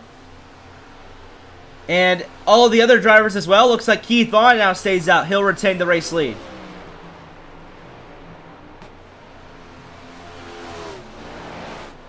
And look at this, side by side now for the respective race lead. Murphy and Abar now jockeying for position. Like we mentioned, once everybody pits, this will be the battle for the race lead. Looks like Murphy, who took some strategy possibly, is now going to fall back to Abar, who now takes over the race lead. Obviously not the official race lead. Keith Vaughn still out front over Bernhardt. Those 2 are still yet to pit. Him and the 12 machine back in P2. There he is. A lot of cars exiting pit road. Whole jumble of cars back here. The battle is up for grabs at the front. Looks like it'll be Abar leading the pack. Back to Murphy in second. There's Lockett a little bit farther back in third. Ross in fourth. And Michael Prince trying to fend off Martinez for P5 on older tires, though. So here comes Martinez to make a pass to get back that 5th spot. There's Vaughn and Bernhardt down pit road. That means the lead will be cycled back to Alberto Abar. 16 watching live on YouTube. Go in the chat. Let us know who you got this race. Originally, I thought it was Martinez, but he's had some bad luck in the stage. Could be anybody at this point. There you go, Abar. Now up to the race lead. He's leading the field over Murphy, Lockett, Ross, and Martinez. That's your top 5. Coming up on just 25 laps to go. And stage number 2, stick with us on the R2R Broadcast Network.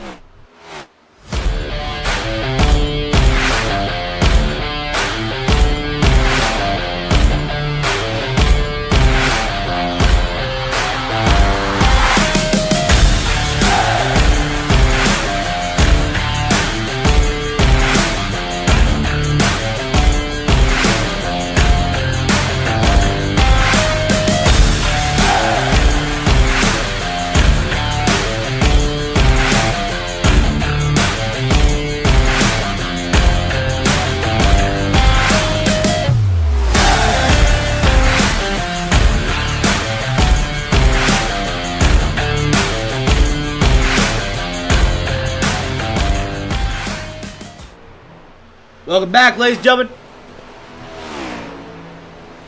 If you're just now joining us, Stage 2 pit cycles have concluded. Alberto Abar currently leads. Let's check out the race recap as well. Here we go, lap 100 of 225. We're almost reaching halfway. Abar leads.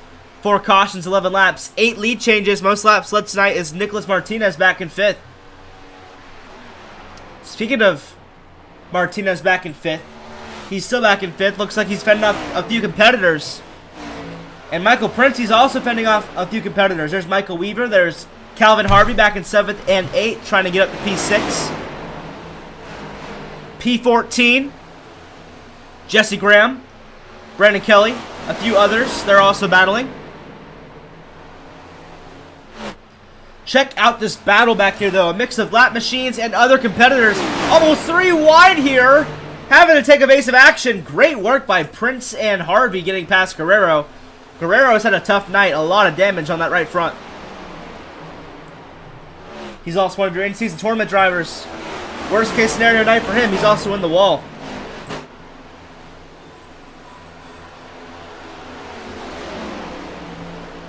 Berzozowski's also a lap down, but he's the first car on the lead lap back in P23. If all goes his way, he'll get his lap back following stage 2 or the next caution. Actually, no, it's actually Bernhardt back in P22. He's actually the first car lap down. My apologies. Back out front, Abar leads 1.5 seconds over Zach Lockett. Last lap time. Let's see who has the best time on the racetrack. It's actually Martinez back in P5. Only car to get a sub 0.5 at a 4.88.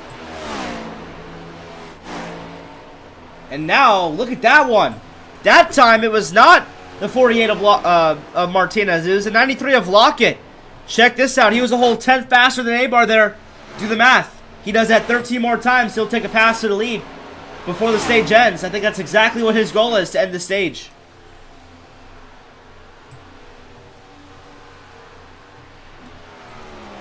Abar approaching lap traffic as well. Repping the Chop House Restoration Scheme, by the way. Always love seeing a sponsor out front. Jimmy Jason back down pit road. Actually, Austin Guerrero now down. He has a lot of damage. Understandable.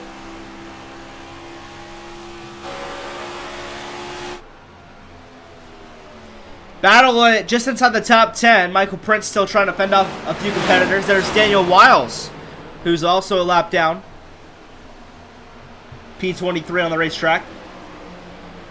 Gallagher and Mackey fighting for a P10 spot right now.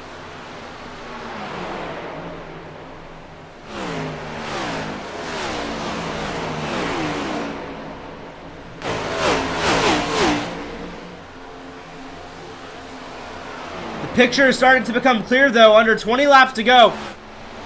Alberto Abar is leading, but Lockett is gaining. Ladies and gents, check out this last lap time from the 93. That time he was 0.2 faster. Slowly gaining on Abar. We were talking about how Abar definitely did some sort of strategy last pit cycle, because he was not leading, and then he all of a sudden was leading by 1.5 seconds. Probably a 2-tire stop, if I had to guess. And that's why his gap is slowly fading, as Lockett is now under 1 second. Coming up on 15 laps to go. He is now lurking in the distance. Abar also has some lap traffic ahead, definitely not helping his case whatsoever.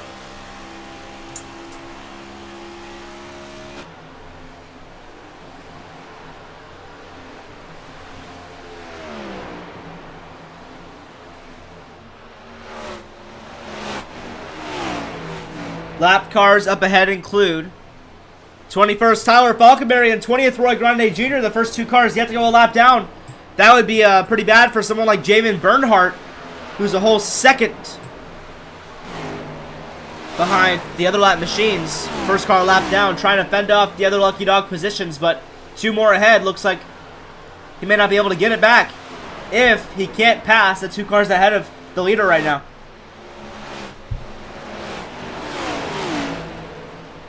15 laps to go this time by in stage number 2.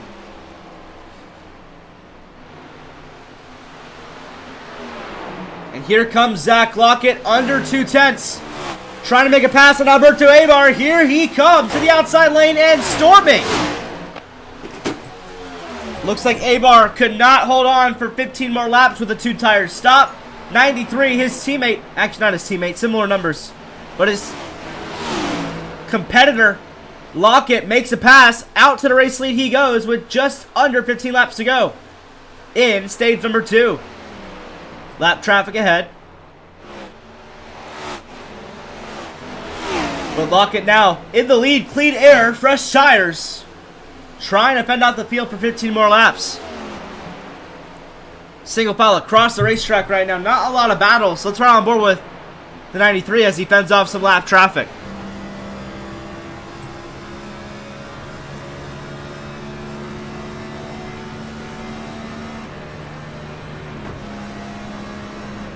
Looks like he's shifting in the corners as well. Goes down to 4th.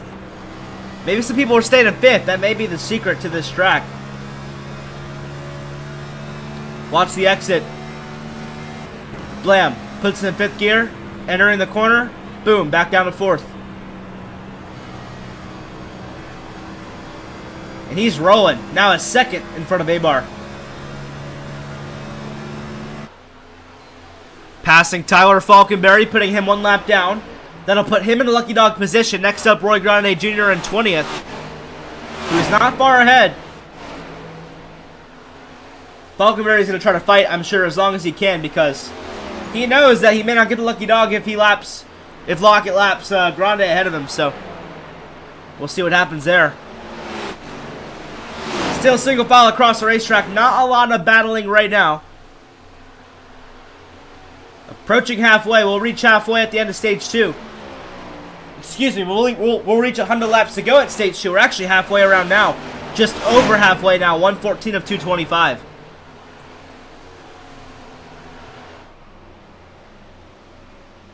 There's Chance Page. He's a few laps down. Already has some damage from earlier wrecks. They're going to be too wide approaching the 34, but the 82 is a lap down. He'll secede his lap down position as Lockett now makes a move to pass him.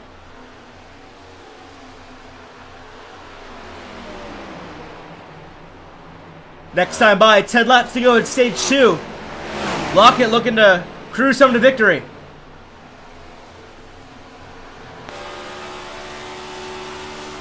Adrenaline Racing, very strong at Charlotte. And Lockett 6 points behind the point standings lead over Nicholas Martinez Jr.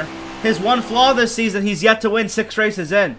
Is tonight the night for Zach Lockett? Fastest lap time, let's check it out. On the racetrack, give it to John Ross at a 6.69. Back in P3, currently 2.5 seconds back, too far away as of now to catch Lockett. With 9 laps to go this time by in the stage, but Ross could be a a late race favorite later on. Watch out for him.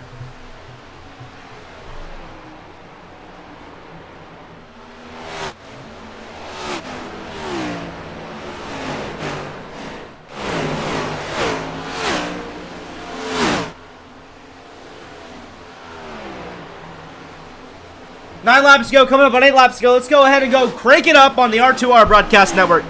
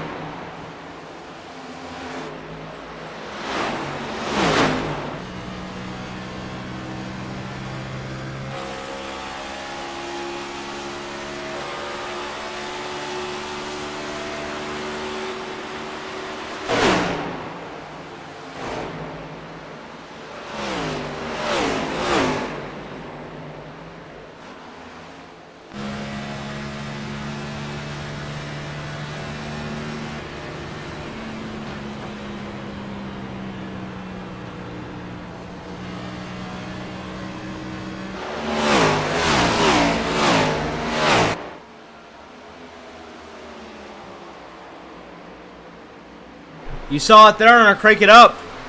P2 is seceded from Abar. Now it's John Ross who picks up the spot. But Lockett now 2.9 seconds ahead of the 44. Coming up on 5 laps to go in the stage. Pretty much guaranteed the stage 2 victory. Even if there's a caution, we'll end the stage with a caution. Only thing that's going to fend him off is if he has a fault of his own. 5 laps to go in the stage. And Lockett's cruising the victory right now. Martinez, he just made a pass on Abar for 3rd. It's because Abar came down pit road. Alberto Abar does not have enough fuel to make it. It looks like he comes down. Does everybody else have enough fuel? That's the main question now. Could be also shortening the stage, Pit. We've seen that too. But that raises the question, can somebody like Zach Lockett hold off his fuel tank for 5 more laps? Now 4, we'll see. 4 laps to go in stage 2 for the Merica Christmas 337. A cluster of cars back fighting for lap down positions. Other than that, not a lot of battling, but check this out. Michael Prince is also down pit road. Is there a possibility they do not have enough fuel till the end? We're going to find out very soon because 3 laps to go in the stage and Lockett cruising away at a 3-second lead.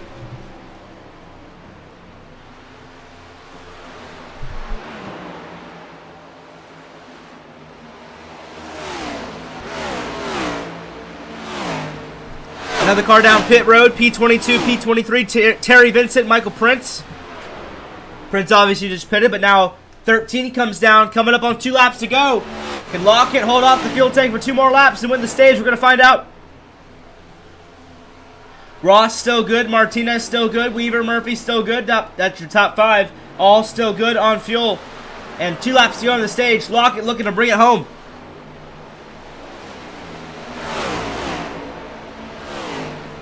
Two lap cars ahead. Make that 3. Oh, Michael Prince.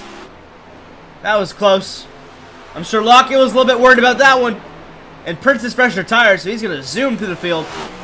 One lap to go on the stage. Lockett to the inside of a lap machine. Brandon Kelly to put him a lap down. He'll be on the lead lap. Lucky dog position as we hit the white flag in stage 2. That pushes Roy Grande out of Lucky Dog contention. Well, stage 1 was Nicholas Martinez. The Nicholas Martinez show. He led almost all the laps in stage number 1. All of a sudden, now it's the Zach Lockett show. Off of turn number 4, Zach Lockett in dominating fashion picks off the stage 2 win for the Merica Christmas 337. And caution flag will wave once again on the racing surface as stage 3 is about to kick off. Waiting for the admin to throw the caution. Obviously, we keep racing till the caution has been thrown, and there it is. Top 10 cross the line. Caution's thrown. Top 10. Lockett, Ross, Martinez, Weaver, Blevins, Harvey, Murphy, Mackey, Gallagher, and Graham.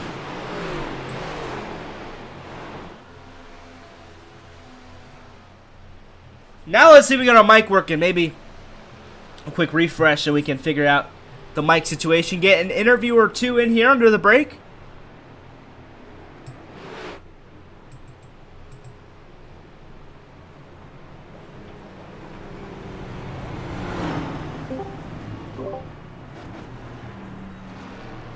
Testing 1, 2.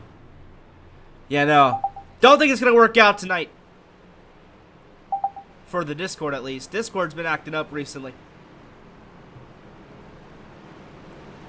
I'd love to get some interviews, though, so we'll try to keep troubleshooting it as the night goes on, obviously. But for now, no dice.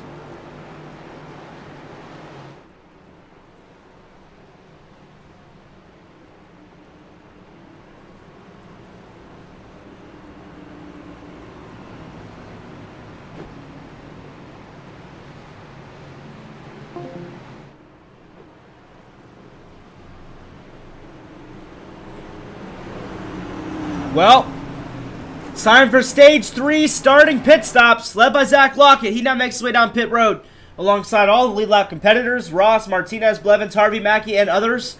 Most of the 1 lap down cars will stay out, and get the wave around Lockett will be the first one to come down. He'll have the advantage. Will he come out first? We're going to find out. Final stage, 100 laps. It will go by pretty quickly, though. Let's see who comes out first. Martinez down, Lockett down. A-Bar now making his way down. 4 tires. Oh, wow. A-Bar comes out first. Actually, he's a lap down. That's why. First car out. Let's see. Give it to Lockett. Followed by Bollinger in second. Actually, no. A few lap machines. Next up will be Harvey. Harvey and Blevins. Wow. Second, third, Harvey, Blevins. Then we have Graham and Gallagher, your top 5. Wow. Was not expecting that one. How about Colin Bollinger up to 6th? Slowly making his way back up to the field.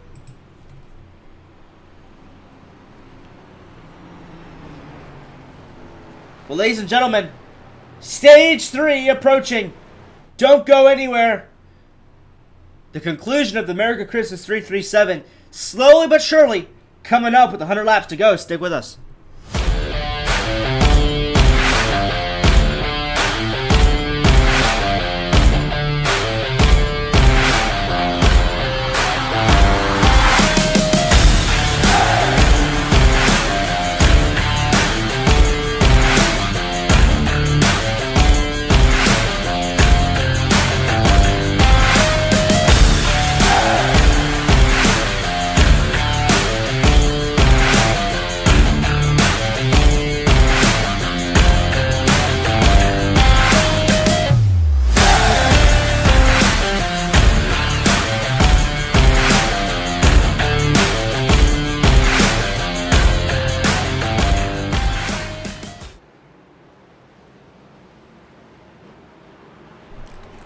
Welcome back, 1 to green.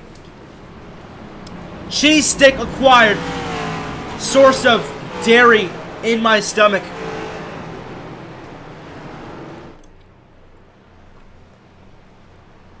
Quick cheese stick break for myself.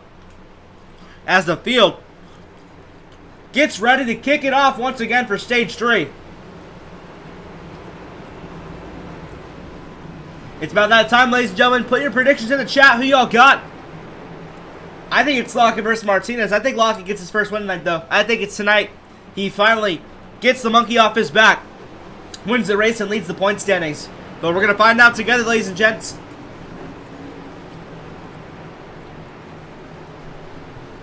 Pace car will once again make their way down pit road, this time for the start of stage number 3. And it's down. Lockett and Harvey. How about the top 5? A lot of underdogs. Back to the green flag we go. We're back underway from Charlotte, USA. Green flag, green flag. And Lockett leads them back to green. A bunch of stack ups. They all keep it off each other for the time being. Entering turn number 1. 96 laps to go. And Lockett is pulling away right now. The battle is on for P2. 3 wide. Look at Colin Bollinger. Say hello to the 53. Had not seen him all night. All of a sudden, hello, up to P3 he goes. They'll get more aggressive as the night continues with the laps ticking by. 95 laps to go.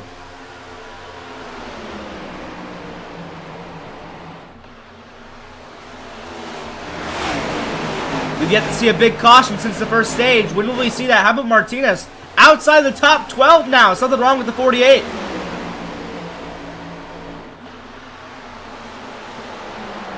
Bollinger now up to P2. Clean air. Up to 93 of Lockett.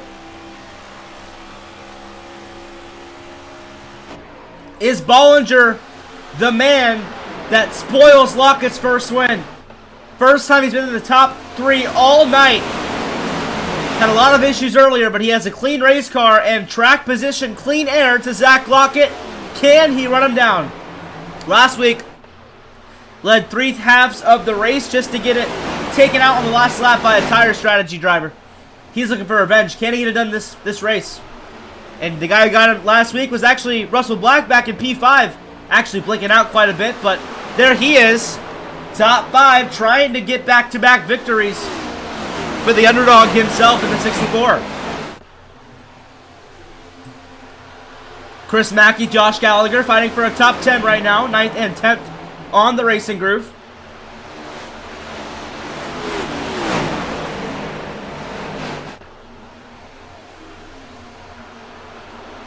Battle in the rear of the field is also a cluster fest.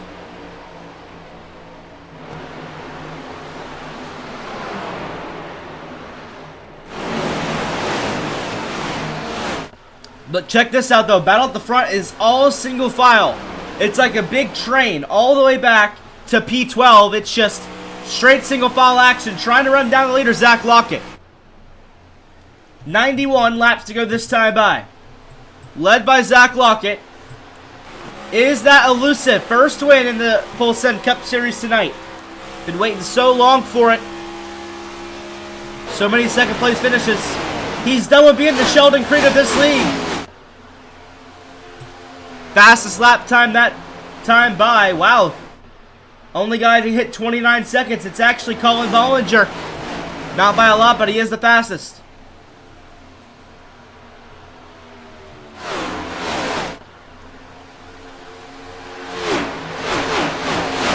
Russell Black now trying to challenge back for P5. There's Michael Weaver in 6th. Weaver in the wall just slightly, but he fends off the 64. Back to the top 5 he goes.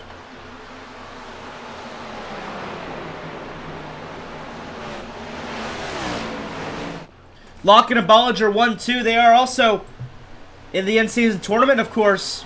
And check this out, ladies and gentlemen.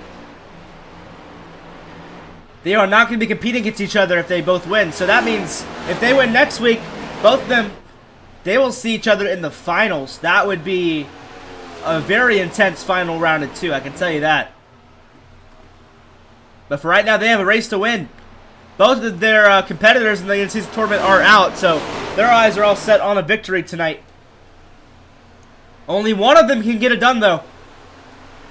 16th on back, still a battle. Brandon Kelly. There's Terrence Murphy. Something has happened to Murphy. He was once battling for the lead. Now he's one lap down back in P19. Not sure what happened.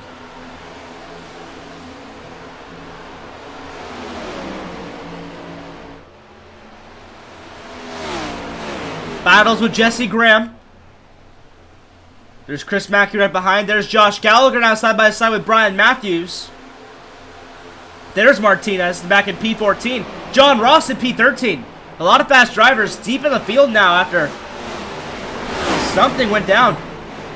Maybe the pit cycle's 3 wide now back here for position. It's Ross versus Matthews versus Gallagher. Oh, Ross sends it. 2 for 1. Can Martinez flip the middle as well? He's going to try. Back to the inside. There's Martinez. Will he send it 3 wide to enter the corner? Yes, he will. To the inside of Matthews. Matthews slides up. Martinez has the inside advantage. Jesse Graham side by side. Keith Vaughn. Oh, Martinez gets loose. He saves it. That was a really close call for the 48. The one thing he needs out of anything tonight is to not wreck out his race car and finish last. He is leading the points.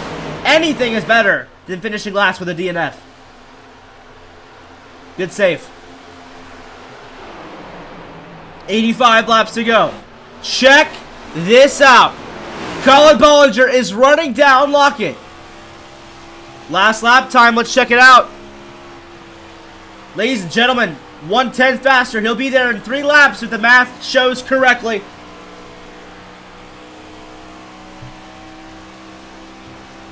Lockett's Storytale victory may not be in hands just yet. Bollinger's looking to be the first driver to go back-to-back this season. Started 2 races late, already up 6th place in points. If he continues with good results, he is very much considered a title favorite going into the playoffs. And while they're battling, 6th on back is still a Wasp Hornet's Nest. 2x2 on back for P6. Black and Graham going at it. How about Michael Prince back here? He's battling with Holdcroft and Kelly. Lots of battling in the middle of the racetrack. Check this battle out right here, ladies and gents. John Ross now back up in the top 10, making up some ground. Still some time to get up there, 83 laps to go, but it'll fly by. He's got to figure out something soon. Lockett still leading, Bollinger still second, 82 laps to go.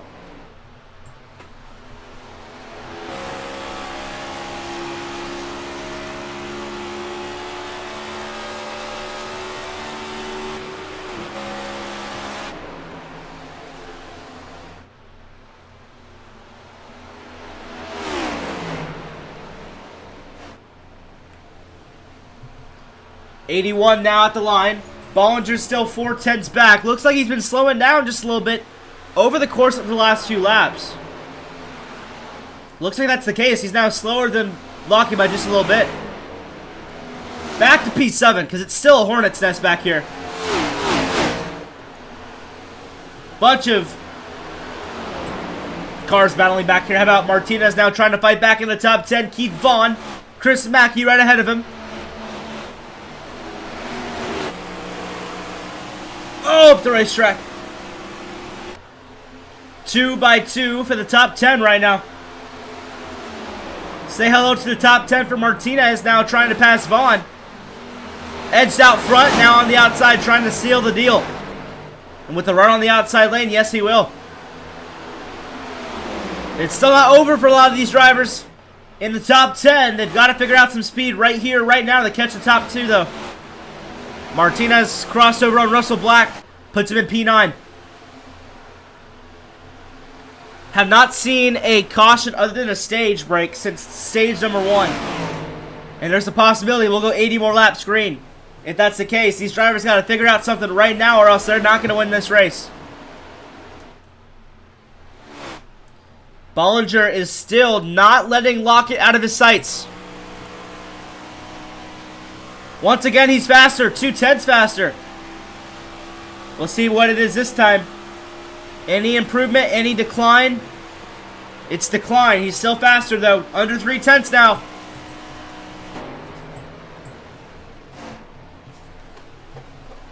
Bollinger has been a title favorite the last few weeks. Ever since he joined at COTA in race number 3, he has been showing up and showing out. And watch this, while they're battling, a lot of guys in the middle of the pack also having a great effort now battling for a top 5.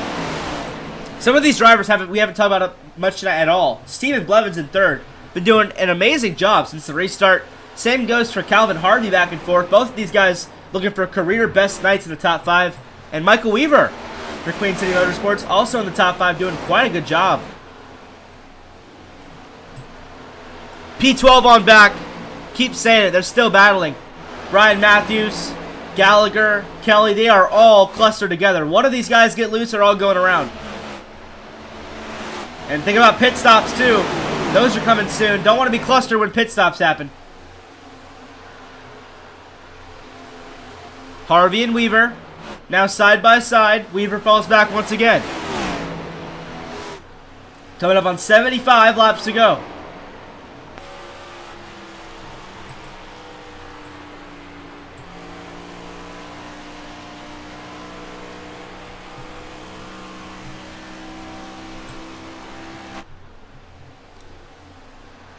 Bollinger's had an up and down race. Don't know what really happened in stage 1 and 2. Just was not there. But stage 3, he's came to life. All of a sudden showing why he is still a title favorite every single week. Trying to run down. As of now, the points leader Lockett, he would be 6 points ahead of Martinez in the lead right now. If it would finish at this current time. So Bollinger's showing up. And he's the only guy right now, it seems like, to battle the 93 of Lockett for this win, but still, I wouldn't count out Ross and 6, Martinez and 8. They've been making up some ground. They still have a shot if everything goes right in their favor. Top 10 on back, also a battle. Currently, your top 4 drivers when it comes to the in-season tournament would be Lockett, Bollinger, Ross, and where is the yellow at? Michael Prince. Michael Prince, that would be. Back at P15. So, as of now, the battles would be between Lockett, Prince, Ross, and Bollinger. But obviously, still racing left to go. Some drivers still deep in the field in the race in the in-season tournament. A few laps down, Hobart, Guerrero, but Progrard easily dead last. So tonight for the end season tournament, you're either first or dead last when it comes to positioning on the racetrack. Crazy how that works out. Well, about to hit 30 laps in the stage, 73 laps to go. Fuel cycle, green flag pit stops about to start being a questionnaire. How about the battle for P12? Kelly and Black, Gallagher and Murphy, and Michael Prince. 5 cars under a blanket. Don't count out a surprise caution, a mix of everything. I wouldn't doubt it. Michael Weaver's making up some ground. Now trying to get a third place spot from Blevins that would put him in the podium. Clean air on the leaders. We have pit stops. Bollinger's down pit road. An early pit stop. That tells me there's 2 stops left in this race, not 1, because Bollinger's now down. Looks like he's going to try to shorten it, get some good tires on that race car. That's what got him almost the win last week. Don't count him out.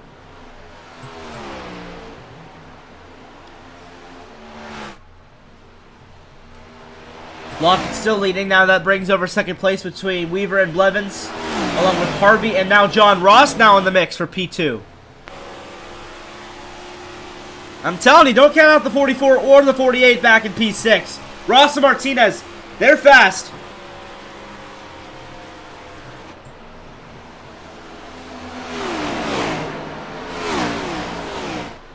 Bollinger now out of pit road, lead lap.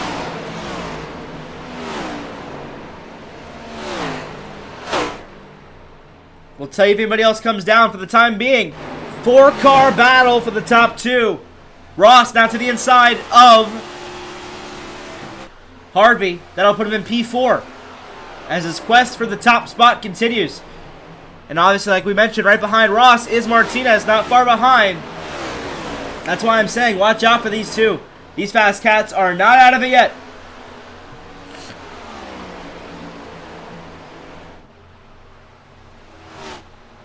Ross now wants P3 from Blevins. To the inside he goes, now falls back behind again. Setting a run for turn number 1. 68 laps to go. Will he make the move to the inside? Yes, he will. Here comes John Ross.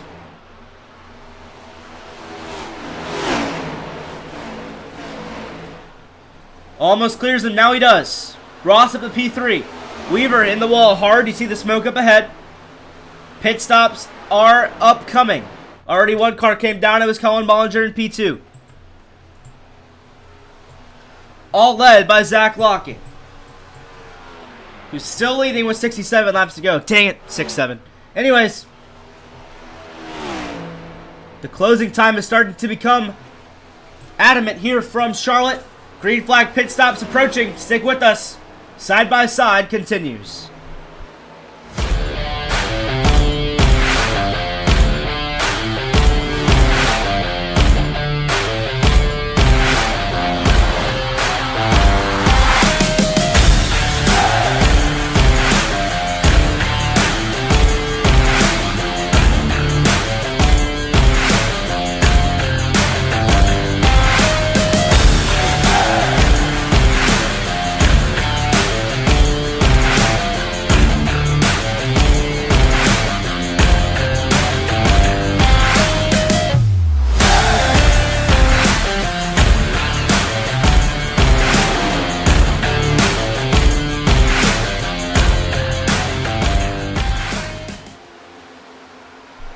Once again, we're back. 65 laps to go. 1 car down pit road. It's Bollinger. Everybody else still staying out. And the race is taken down like a time bomb. Lockett's still the favorite. 3 seconds ahead of the current second place driver of Weaver. But obviously, Bollinger comes down pit road. That's the main thing with Bollinger. Since he's pitting so early here, he's going to be on fresher tires. Right now, he's just cruising through the field because he's on fresh tires. Is that the right call? Maybe that was. We'll find out. Still 1 scheduled pit stop left in the race. When will the rest of the field come down? That's the main question right now.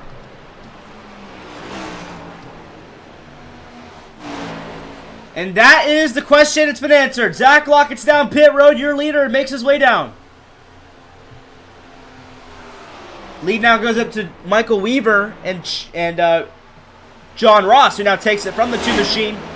But this is the main question. Will Zach Lockett beat the 53 of Bollinger out of pit road? I don't think he will because of how late he came down compared to Bollinger. But now that the leaders have come down, is that going to give some obligation for the other drivers to now make their way down pit road? Yes, it will. 2 machine of Weaver is down alongside multiple competitors. They're going to spin, and a caution is out. Blevins and Martinez go around, and that changes everything. Your 2 leaders are now stuck. And it happened while they were trying to come down pit road. 6th caution. Let's see why it happened. Had a feeling it was going to happen again. We saw it earlier. Chris Progar tried to pit, got totaled. This one wasn't as bad, but a caution comes out as the leaders came down pit road. And that might as well just change the entire race, flipped upside down. Let's see what happened here. There's Martinez. Nicholas Martinez and Harvey. Martinez coming down. Blevins is not ready for it. To be fair, Martinez is still on the racetrack late in. He should be down by then. Either way, caution's out. And now the question is, where will the field stack up? That's a big question. Bollinger and Lockett's the main concern. Lockett currently, is he on the lead lap? That's the main question. He is on the lead lap, P13, so that's actually good for him. He'll go cycled out to the race lead unless he decides to pit, but he does not, looks like. No, he's a lap down. Never mind, he's a lap down. Zach Lockett is a lap down. And so is Colin Bollinger. That just changed everything, ladies and gentlemen. They're starting from the back. Your new leader is now John Ross down pit road. If I'm Bollinger or Lockett, I am pissed off right now. That ruined your entire race. Can we get a word with them? I know my mic's been acting up. Let's see.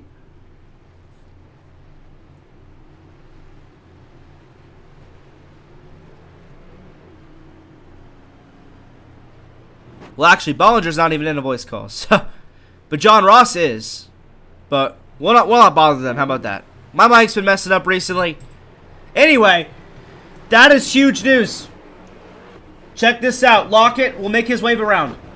Same goes for Terrence Murphy and Colin Bollinger. Your new leader is Michael Weaver. After all of that. That is huge. Worst time caution for the leaders, and the race is now flipped on its head. With a whole new set of drivers at the front. Look at the drivers at the front of this pack. Other than John Ross, look at the underdogs. Weaver, Harvey, Graham, Matthews, Vaughn, Gallagher, Kelly, Black. Those guys are outside the top 10 in points.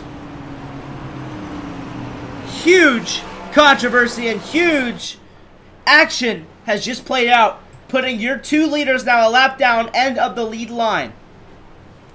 And now, anybody can win this race. I can see anybody in this field pulling off the victory now. That's what happens sometimes. Caution at the wrong time. That actually happened a few weeks ago as well. Deja vu.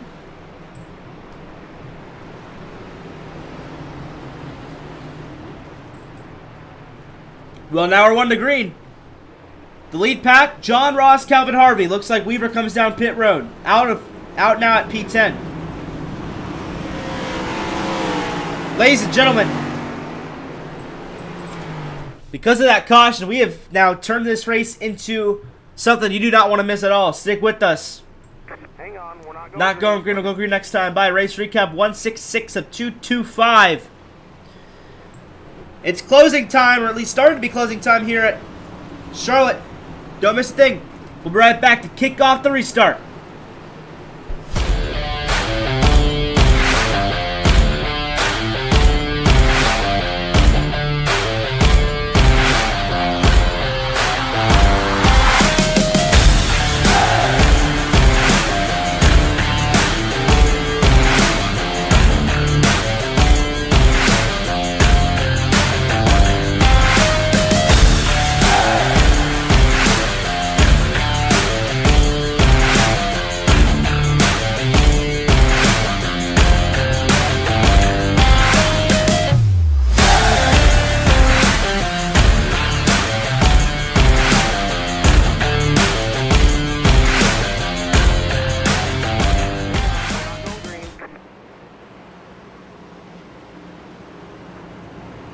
Not going green again, it looks like. Maybe some issues on the racetrack. Maybe these guys are getting their laps back. If that's the case, one driver is still up for grabs for the in-season tournament. It's Hobart, who's still a few laps down. He's trying to fend off Michael Prince, who's currently in P14. Everybody else, Ross, Lockett, Bollinger, they are almost 100% safe.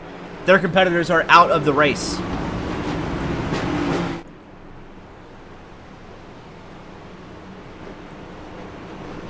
Pace lights are still on. Now they're off, so we are 1 to green. We'll go back to action this time by. Who y'all got? I think John Ross gets it done now. He has such a big gap from Lockett and Bollinger back in P11. I think he may have it, but I would not be surprised if Lockett clutches back in, gets his first win. Never know. Here we go, ladies and gents. Pace car for the 6th time tonight will come back down the racetrack. Merica Christmas 337 has been amazing so far, but there are still incredible more action to come. Green flag back in the air from Charlotte. Green, green, green. Good launch from Ross. He leads the field back to green. When will we see a move? Somebody middle in the pack trying to gain some spots. We're already seeing those moves. A cluster of cars in the middle of the pack. One car almost goes around. Keith Vaughn, he saves it.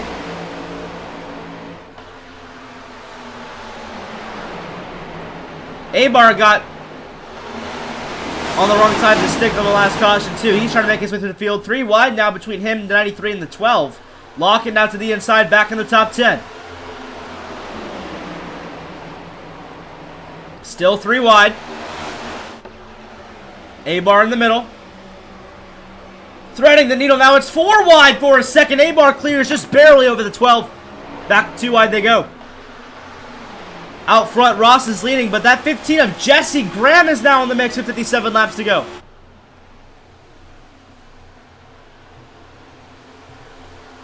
It is a cluster of race cars right here. 2 by 2 by 2 by 2.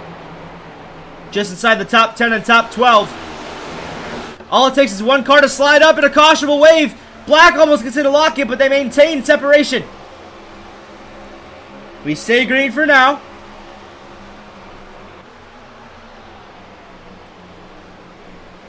Battles across the racetrack. Now Mackey a little bit up ahead. He's also battling with Kelly.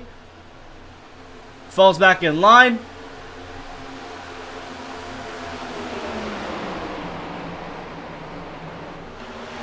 $55 laps to go. There are guaranteed at least one more pit stop. Nobody's able to make it at least for now. 3 wide now. Lockett, Black, and Blevins entering turn number 3. Blevins gets clear. Will he drop down low? Yes, he will. Ross now 4/10 ahead of Jesse Graham.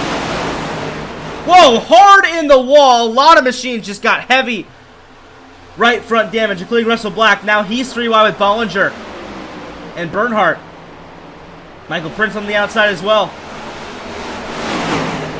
Bollinger takes both of them on the outside lane without hitting the wall. He's now going to fight with Abar for a top 10 spot. Abar's actually a lap down. Never mind. Something must have happened to the 43. He's a lap down. Lockett up to P9. Bollinger up to P11. Ross is still leading. And he's trying to fend out the field for 53 more laps. God, I feel like if we're going to stay green, it's going to be so close on fuel that we're going to start some strategy play here. How about 3rd place? It's Vaughn versus Harvey. He'll try on board with Keith Vaughn.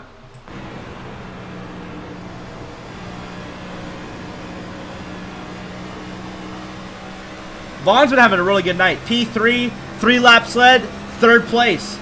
He's the king of all 3s.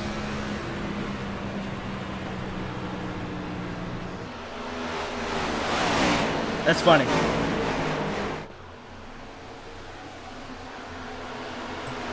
Brandon Kelly, Chris Mackey side by side.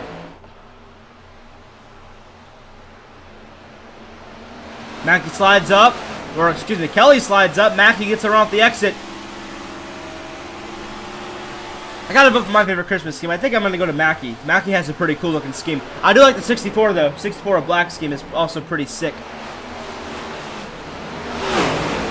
How about Brian Matthews in 4th?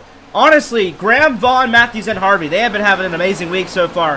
Have not finished top 5 once to my knowledge. If they have, it's only been once or twice. Been doing a great job tonight.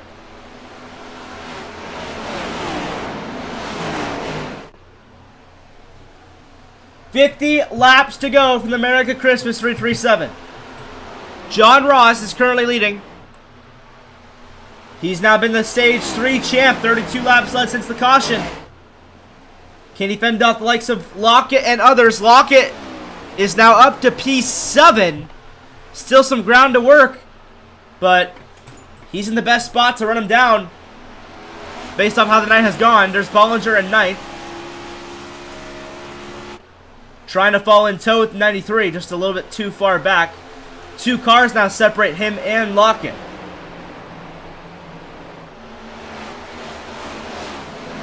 Don't count out a caution, though, because look at this. Hornet's nest back here. Martinez and Murphy, 2 aggressive drivers. Don't want them next to each other. They almost turned each other. Oh, my goodness. Murphy almost turned Martinez. That was a close call.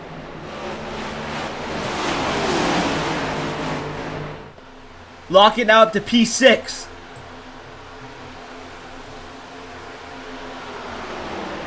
Can Zach Lockett run down John Ross? He'll have a pit stop to work out some strategy. 6-7 laps left. That's funny. It's not funny. It's pretty stupid, actually. Anyways, up to P6. He sees Ross in the distance. 4 cars separate him in the 44. With 48 laps to go, can he find a way to get it done? Also, I think Jesse Graham is currently gaining on John Ross. He is. Well, actually, no, he's not. Kind of staying the same. Colin Bollinger now up to P8. He passed Chris Mackey.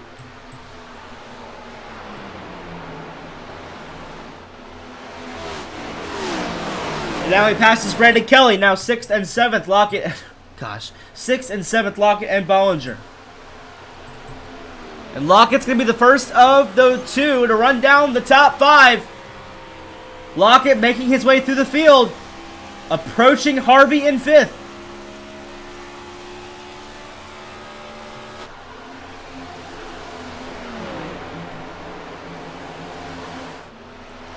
.46 coming up on 45 laps to go.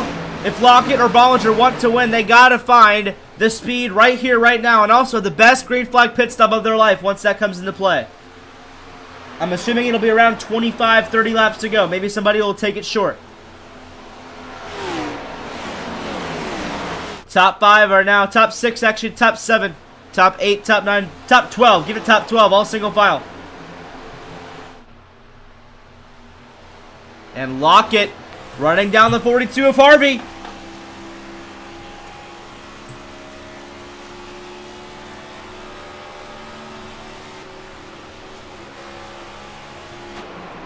He's got to find a way to pass these drivers as quick as possible. He needs nobody holding him up. Because not only is he trying to run down Ross, but check out his back view. There's Bollinger running him down. Let's run on board as he tries to run these drivers down. Still shifting in the turns.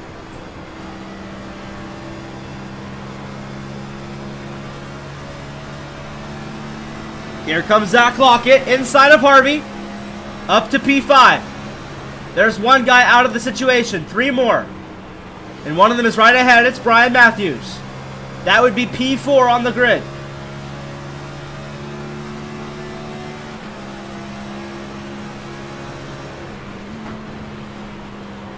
Here comes Zach Lockett. Back to the inside. Now up to P4. Bollinger's in the distance as well. Waiting to challenge as well, but still not doing enough to stay up with Zach Lockett for the time being. Lockett up to P4. Last lap time. Let's see who has the best time on the racetrack. It's actually Bollinger. So, watch out for that. Bollinger, Lockett, Ross, top 3 on the racetrack. And Ross is now 9/10 ahead of Graham. Whoa. Kind of clipped the apron there. Maybe thought of pitting or something. Speaking of pitting, though, approaching 40 laps to go next time by. This is when the cycle of pitting will begin. When will we see our first taker down pit road?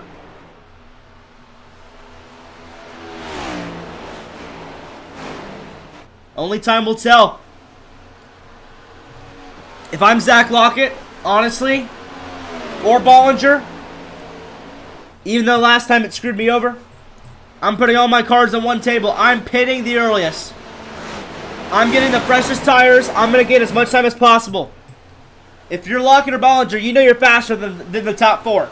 At least the top second, third, and fourth. What you need is an advantage. And that advantage may come in pitting early, getting fresh tires on that race car. Obviously, though, it's up to them. We've eclipsed 40 laps to go. Lockett to the inside of Matthews, who's actually giving him some trouble now. Lockett's having trouble passing Matthews. Say hello to Colin Bollinger. 3 wide. Now, for the 4th place spot, but the main battle between the 93 and the 53 been the most dominant drivers all night, fighting amongst themselves as they try to pass the top 4 cars. Gotta give credit to Matthews. He's holding them up right now, doing a great job.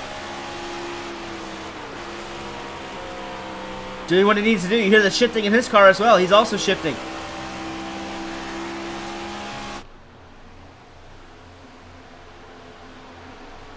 Bollinger has passed Lockett, and now he's going to go to the inside of the 28. The tides have turned, and now Bollinger looks to be faster than Zach Lockett. This is what I was talking about. If I'm Zach Lockett, I'm going to pit right now. He sees where he's falling back. He sees that his tires are wearing out. His competitor, Bollinger, just passed him. If I'm Lockett, I want to make the first stop. He stays out. They could also be scared about having a caution while they pit as well, ruining all their momentum like last time.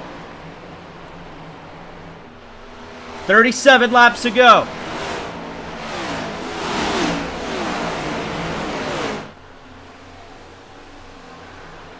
Martinez now in the top 11 as well, 5 seconds back on the leader, John Ross. Lockett to the outside of Matthews now.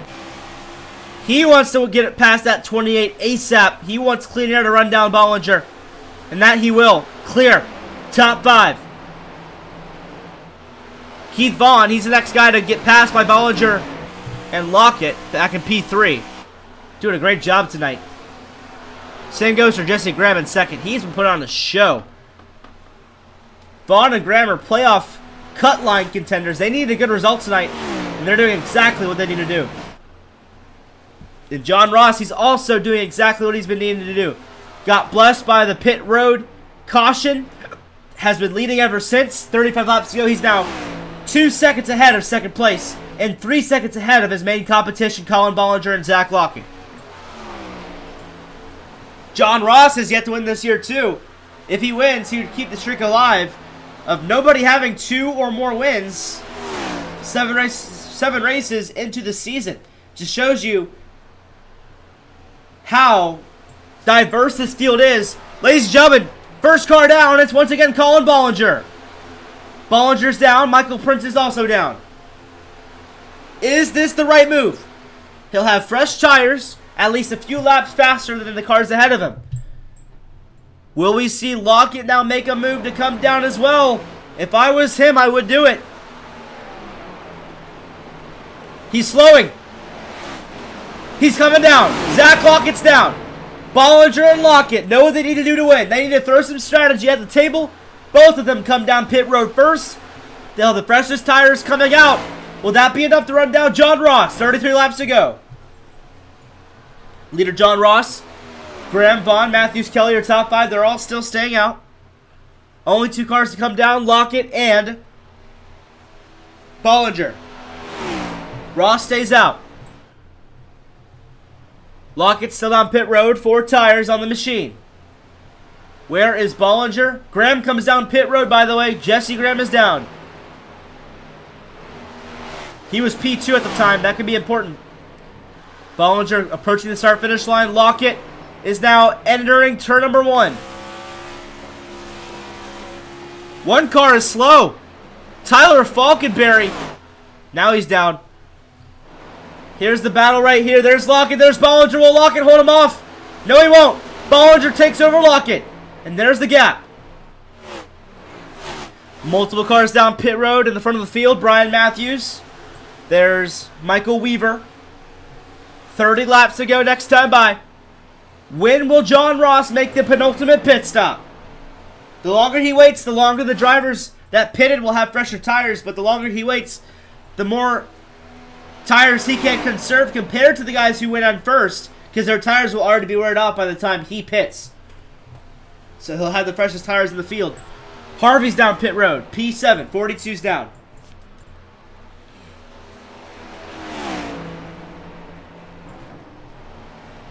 Looks like Bollinger has beat Jesse Graham out of pit road.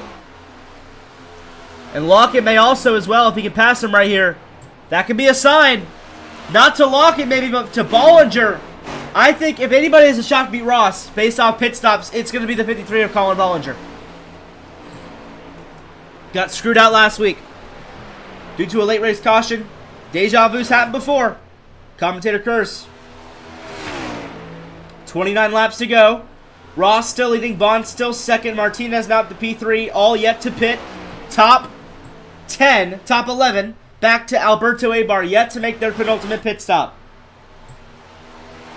29 laps to go, still no braking on the 44, he stays out.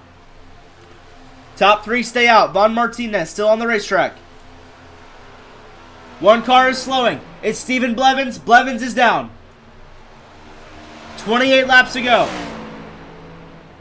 And there is 10. That leaves 10 machines.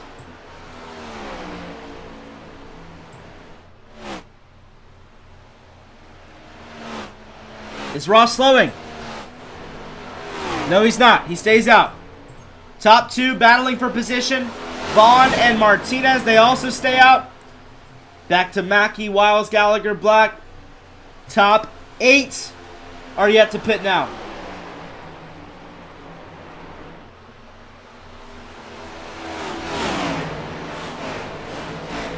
Lockett now up to P11. Bollinger up to P9. So Bollinger's the man to beat right now, and every single lap Ross stays out. Bollinger is catching him on fresh tires. Let's check out the last lap time compared to Bollinger and Ross, just to show you how much tires do for you. 5/10. That's how much it does for Colin Bollinger. 5/10, and Lockett's not far behind as well. 26 laps to go. Will John Ross make it this time by, or will he stay out? He stays out. Hoskins comes in. That leaves 7.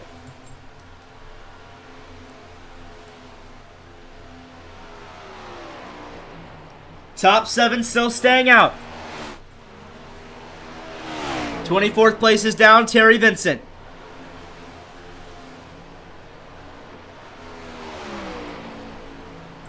Cluster of cars back here, 4th, 5th, 6th, and 7th yet to pit.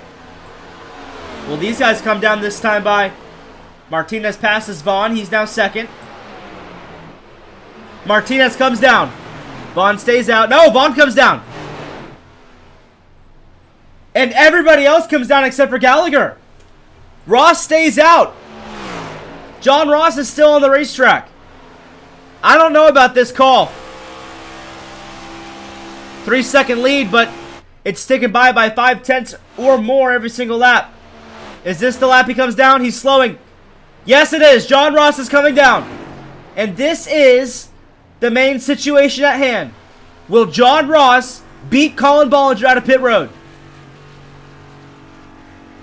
Colin Bollinger currently is now just passing John Ross. He's now back on the lead lap. Ross has 30 seconds to get out and beat Bollinger off of pit road. Can he do it? He's in his box. Virtual pit stop underway. Gallagher and Black still out. Bollinger now on the back straightaway. Now he's in turn 3. Colin Bollinger is on the start-finish line. Is that true? It's true. Ross has a wrong move. Not the right call for John Ross, and here is the battle for the win. Bollinger leading, Lockett a second back. Alongside Graham and Harvey, a 3-car battle, 2nd, 3rd, and 4th. Black and Gallagher down pit road. Tough break for John Rossi is still down pit road. Tough break for the 44. And now he is finally out. Ladies and gentlemen, your new leader is Colin Bollinger. There's the gap. 1.1 seconds over Zach Lockett. Can Colin Bollinger be the first driver to get multiple wins in the full season Cup Series season? 22 laps to go. Lockett needs to run him down now if he wants to win this race.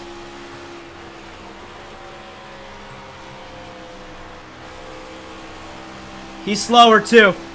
Gotta find out something. He has cars right behind him too, ready to pounce if he doesn't. Graham and Harvey.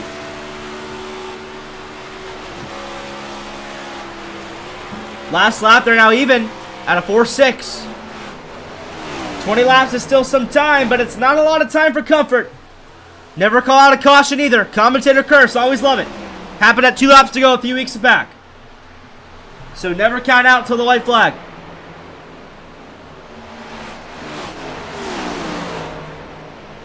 Bollinger's leading. Looks like Lockett's running him down though. Let's check out that lap time compared to the 53. Yeah. He's slowly coming faster. Is that a sign? Remember, Lockett came in about 2 laps later than Bollinger. He has fresher tires. And he's about to approach under a second. 1 lap car ahead. Hoskins after that. It is clear as day sailing.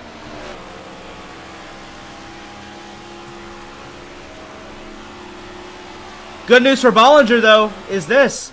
Only 1 lap car ahead. After that, he's clear about a half a lap.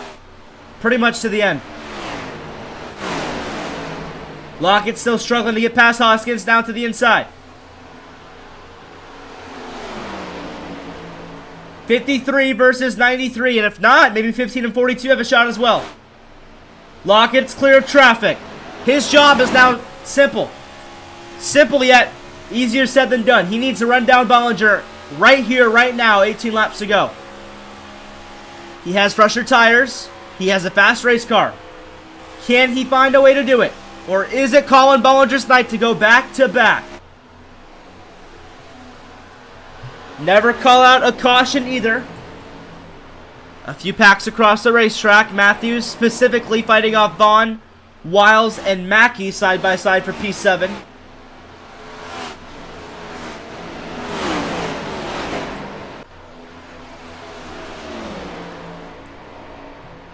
Check this out, ladies and gentlemen. Lockett's back within 1.0 seconds. That time faster by a half a tenth. He needs a little bit more, but that would do it.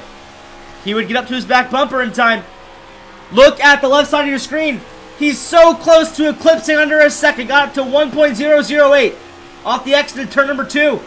Back to gaining.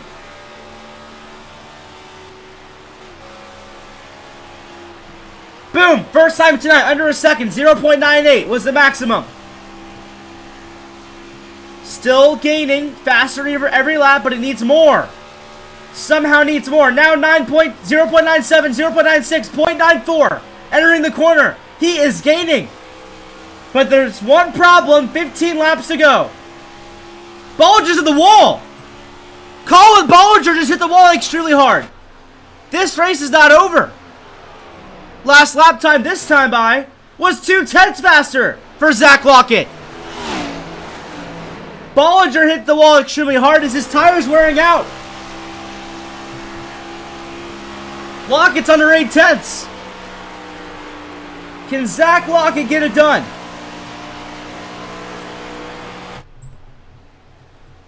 Looks like this time by he's gained a little bit back to 0.8, now under 7.5.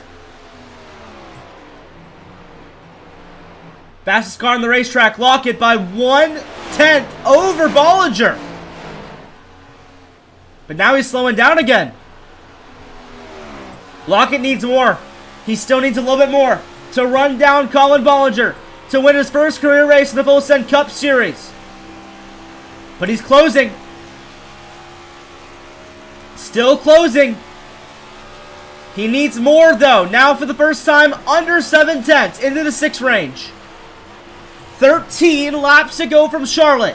We are setting ourselves up for an immaculate finish. Can Zach Lockett somehow find a way to catch up to Bollinger?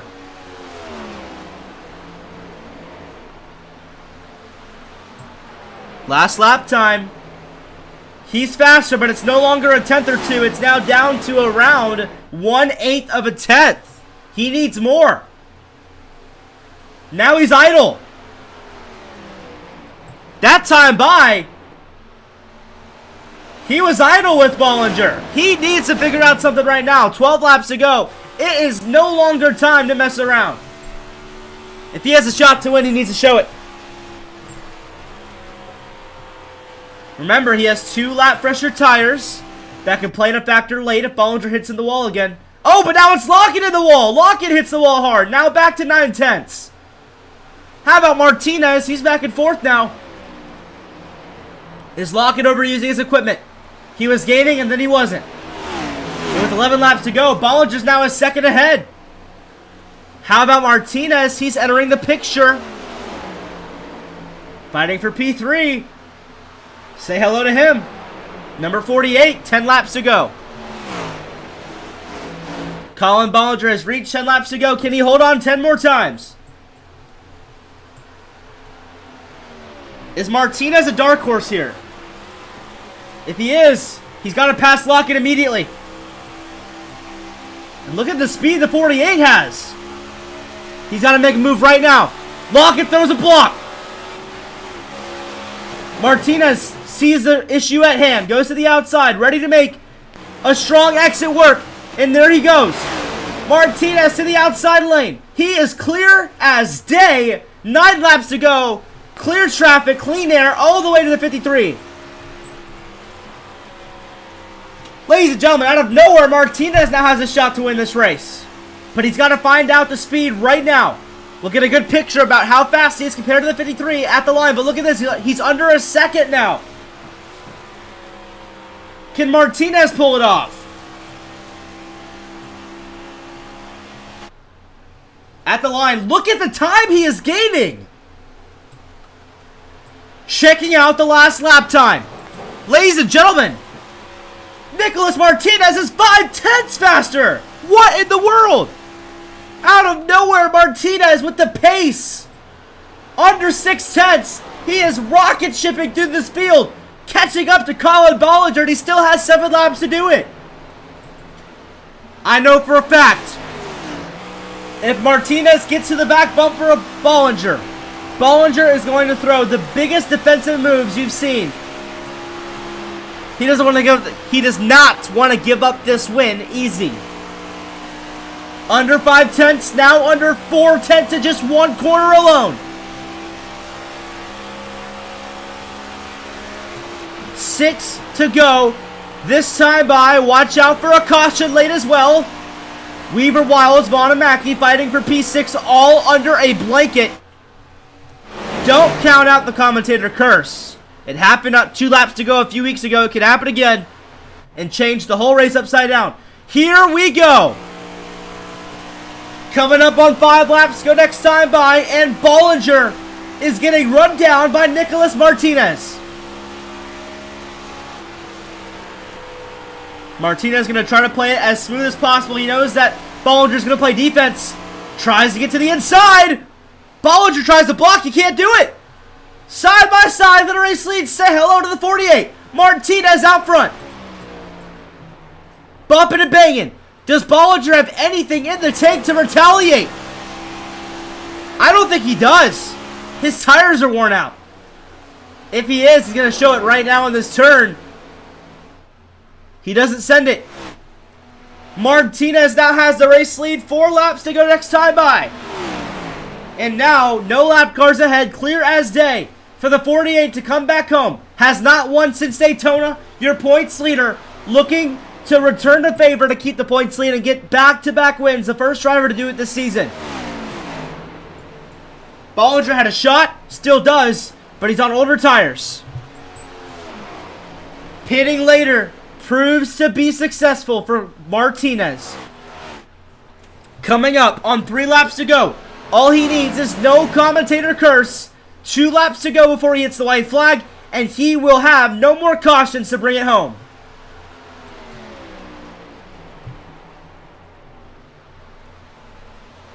A few battles across the racetrack. Still back in 6th place. That's the main battle. They're starting to spread out, though. Next, time by. 2 laps to go. 3rd place also heating up. Still, though, not a battle that would prone a caution worthy. 2 laps to go for Nicholas Martinez. Gotta give credit, though. The top 3 are pretty much the top 3 all night. In my opinion, the 3 best drivers are top 3 right now. A half of a lap to the white flag for Nicholas Martinez. We talk about every single week. He always finishes top 3, so we have an interview with him. But he's always had some bad luck since Daytona that caused him to finish 2nd or 3rd. Tonight, it looks like it won't be bad luck playing a factor. White flag in the air for the 48. Congratulations as well to Bollinger, Lockett, Prince, and Ross. For the time being, they will be your final 4 in the in-season tournament. And coming on to turn number 3 and 4, it's going to be your points leader, the first multi-time winner in full Said Cup Series history. Out of turn number 4, Nicholas Martinez Jr. does it. He wins from Charlotte Motor Speedway.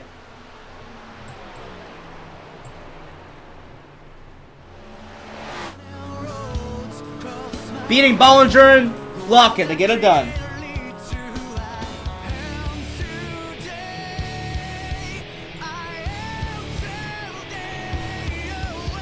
Congratulations, Nicholas Martinez Jr. You are a winner from the Merica Christmas 337. And he's going to come to the start finish line. It's time for the Full Said Cup Series burnout.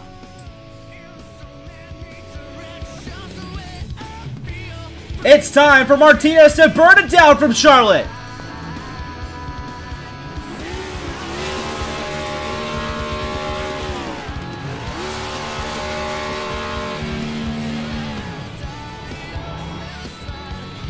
First win since Daytona International Speedway to continue to lead the point standings.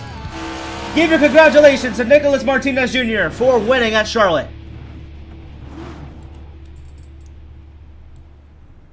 Before we go to post-race interviews, Martinez will continue to burn it down. And it's time for your final results, unofficially, from Charlotte, as Martinez continues to burn out the rubber on those tires.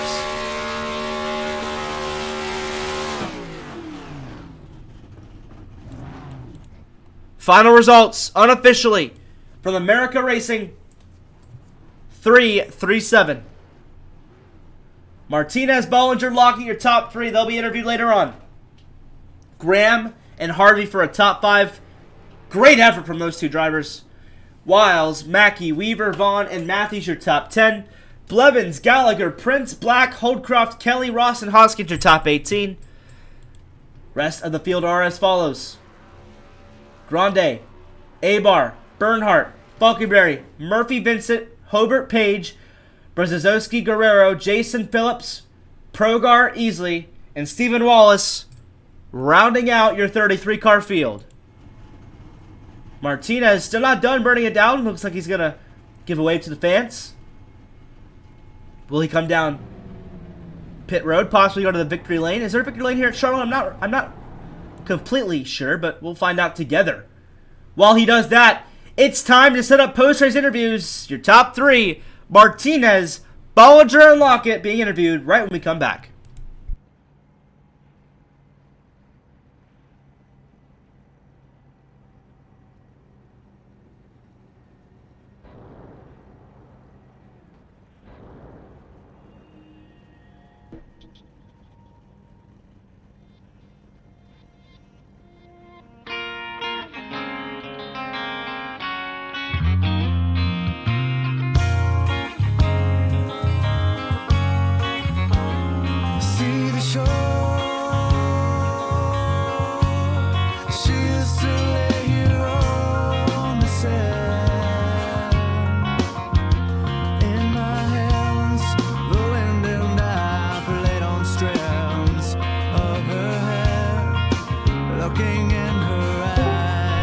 Yeah, I agree, Coach. Cody, I agree. I mean, I could. Hey, real quick, guys, just confirm. Can you guys hear me? I got you. All right, were awesome. muted when you pull us up earlier. Oh, gotcha. Goodbye. I thought I heard her in her sleep say I love you. My own whispers awaken.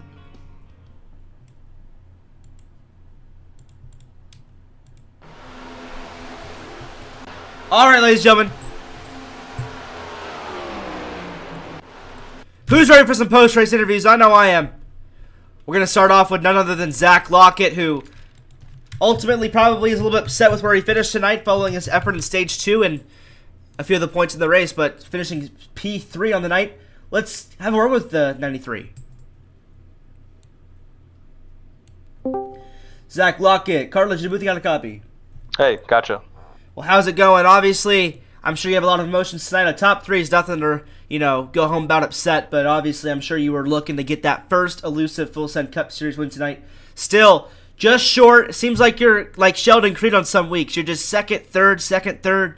Obviously, still a lot of races left to go, and you have a lot of more chances to get that elusive first win and give yourself momentum coming into the playoffs. But it's pretty clear that if you want to do so, it's going to be Martinez and Bollinger, your main rivals, that will be fighting throughout this entire season with you.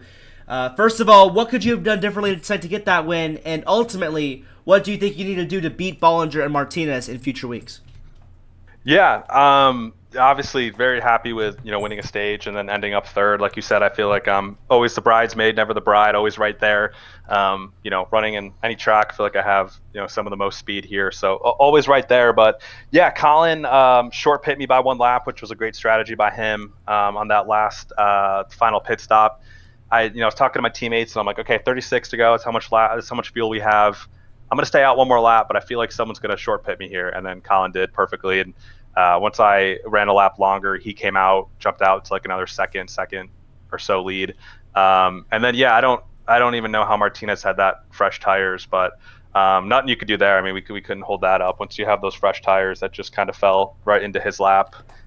Even though, felt like I was probably the most consistent, fastest car on the track most of the night. Just, strategy comes into play in these longer races. I'm glad it does. It makes it more exciting. But, yeah, just going to have to nail a strategy every time because, like you said, it's, one little mistake, pitting a lap too late or getting caught up behind a lap car when you need to be, you need to be going past those guys quicker and losing time. Like, it's just you just got to take full advantage of fresh tires and every chance you're given to keep it moving. So, just going to have to keep continuing to try to nail strategy. Yeah, and obviously there is one thing we're checking this out in the broadcast now that you can write home about. You're going to be going to the round of 4 at Pocono for the in-season tournament. You're going to be competing against looks to be John Ross. So yeah, my teammate and good friend. So we're going to be having a good competition. Yeah, I'm sure that'll be fun. And so you have a lot of stuff to write home about. It's just so close to that first win every single week. It seems like you're going to get it, and something just falls a little bit out of your luck's way. Coming up in the future, though, what tracks are you looking most forward to? You think you can get that first win at?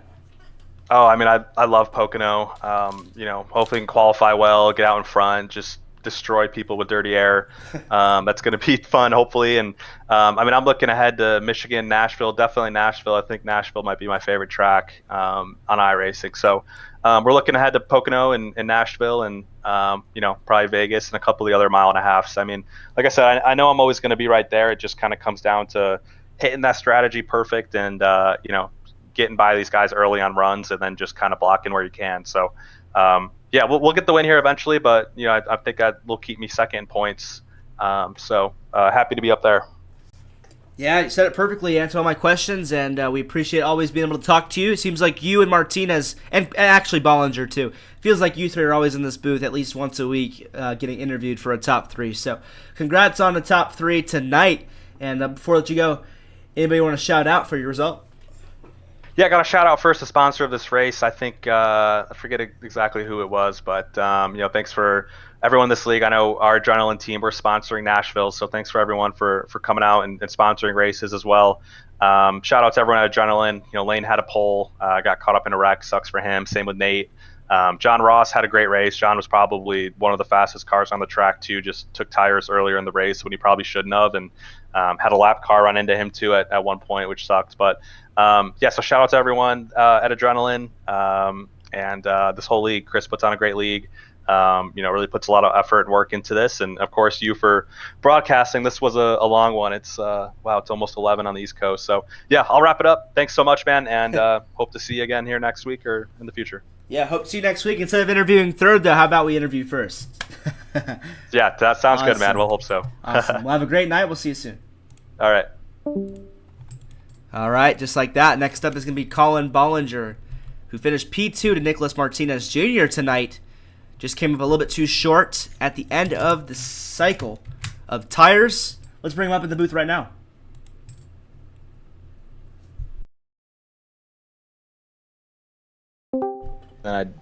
Hey, Colin Bollinger. Carlos Booth got a copy.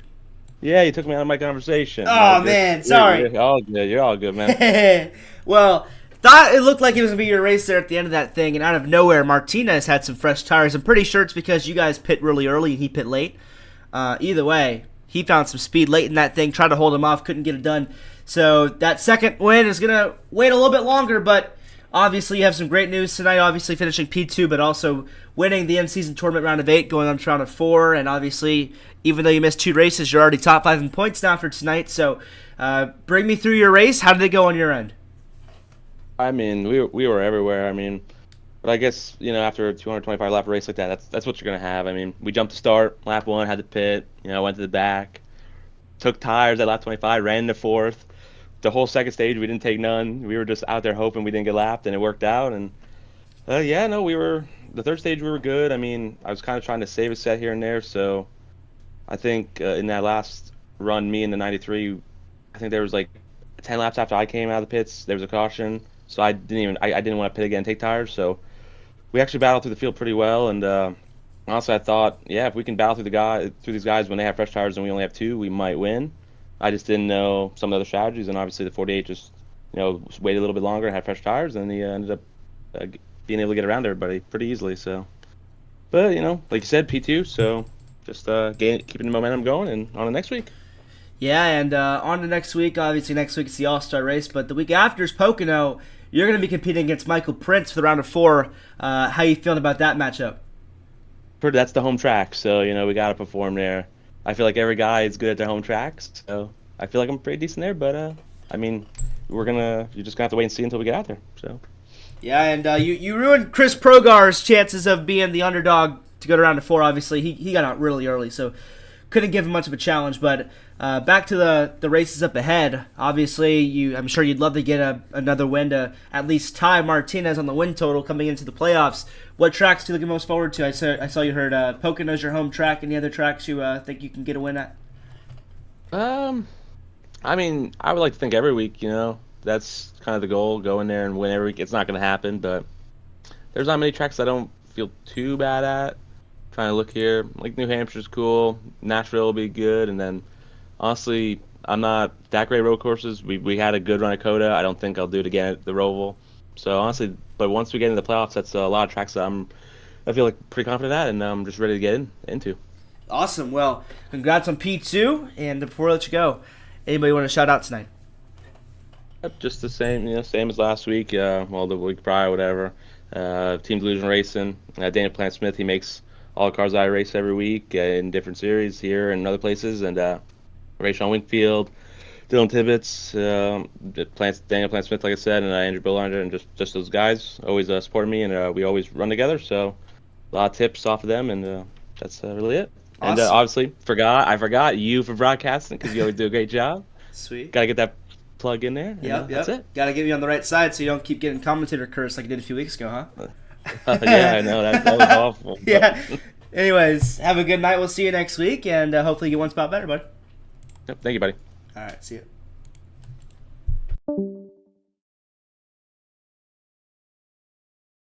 And ladies and gentlemen, just like that, it's time to interview the guy who we talk to at least once a week, mainly twice a week on the R2 Broadcast Network. If you don't know, he is in 2 of our leagues we broadcast for, and he's always winning or getting top 3 interviewed. So it's time for, I'll say it when he comes in and makes it more funny that way. All right, well, it's time for the 2-time-a-week Nicholas Martinez show, and this time you've won again. Congratulations on your win again. It seems like this is like the 7th time in a row I've interviewed you at least on a Saturday or a Wednesday every single week, and you're back again, this time in Victory Lane. First time since Daytona. Seems like that unlucky chip is finally off your shoulder for the Full Send Cup Series. Final time you were able to get out of the P2 and P3 position since Daytona. How does it feel? It feels really good, honestly, dude. I didn't think I was going to have a shot to win that race at all. And the fact that I was able to not only win the race, but, track everybody down from like 6 seconds back, that feels really good. I really didn't think I was going to have a shot to win this race after, I wrecked coming in the pit road. I tried to call out I was coming in, but I was getting talked over and I wasn't able to communicate. And I thought, after that, my race was done. I got sent to the back. It was really hard to pass, and I thought it was over. But then, while I was at the back, it was very interesting because I was kind of pissed off initially because Terrence Murphy, he was a lap car racing me, and he was battling me, so I was like pissed off because he was slowing me up. But while I was behind Terrence Murphy, he was actually doing something with this car that was not only faster but also saved tires as well. And I started copying him, and I started making my way through the field really, really fast. I went from I want to say 14th all the way up to the top 5 during the first stint for the last pit stop. And then after the pit stop, I copied the same thing Terrence Murphy did, and I was just tracking everybody down. So I really got to give props to Terrence Murphy for getting me that win, because he went out there, discovered something I didn't even know was possible, and I just copied it. Like he probably should have won that race had he been on the lead lap. Wow. Well, that's always nice to hear, and you said it perfectly. I mean, we didn't see you the majority of that race. I don't know if it was just because of unluckiness. You were up at the front at the start, but kind of fell back. But then, like you mentioned, stage 3, I mean, you were doing a lot of behind-the-scenes work, but we didn't really see you until after pit road, and all of a sudden, you're flying through the field, and then all of a sudden, you're passing Bollinger for the lead. So, obviously, congrats on the win. And obviously, one downside is Chris Progar, out of all people, beat you in the in-season tournament, so you don't have that going for you. However, you obviously are still leading the points following this week. So with that being said, what tracks are you looking most forward to possibly get a third win? Pocono, Hampshire, Michigan, Nashville. I'm looking at the schedule here, and I look at the tracks, and I could probably win at all of them except Martinsville. Wow. Very confident. I mean, the only real concern I had on the schedule was Iowa. But now, it's just a clean stretch. I could potentially win any other race in the last race. And also, I just heard you diss my man Chris Progar. You said Chris Progar of all people beat me out the in-season tournament. Give him some respect, dude. Give him some respect. Hey, he's a 16th seed. That's what I'm saying. 16C, but he finished top 10 that race, man. Give him some respect. Hey, man, no, he got some good ones there. He got unlucky this race. I was hoping he beat Bollinger. That would have been awesome. But yeah, he would have been like Ty Dillon, but for full Send Cup Ty Dillon story right there. Yeah. Anyways, I wonder how the brackets are gonna look now, but no, literally, nobody beat. If we did bracket predictions, they would have been out first week. But yeah. Anyways, obviously you're back to Victory Lane. Maybe some momentum already, even though you are already leading the point standings coming in the next few weeks to possibly get some more wins. And before we let you go, as always, we'll see you next Saturday. But until then, anybody want to shout out? Yeah, you again. I feel like I'm shouting out you every race. My competitors, the staff here, the race control, and Burnt Rubber Racing Warehouse, my sponsor. Awesome. Well, that concludes our episode for Nicholas Martinez, and we'll see him next Saturday for a top 3 at UIS, as always. Yes. But until then, congrats on your win. Hope you enjoy it, and we'll see you next week, hopefully, for another shot at a win. All right, see you, man. See ya.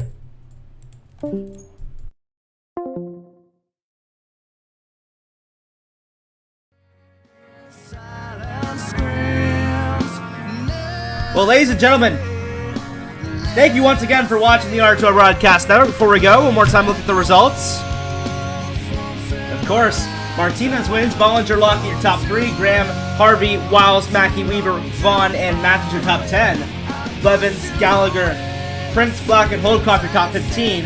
Kelly, Ross, Hoskins, Grande Jr., and Abar your top 20. Some unlucky guys back here. Bernhardt, Falconberry, Murphy, Vincent, Holbert, Page, Brzezowski, Guerrero, Jason, Phillips, Progar, Easley, and Wallace for your 33-car field.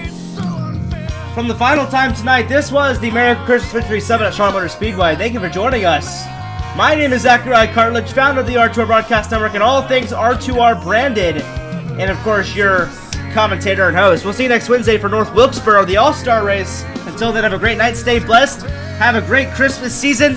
See ya! I'm out.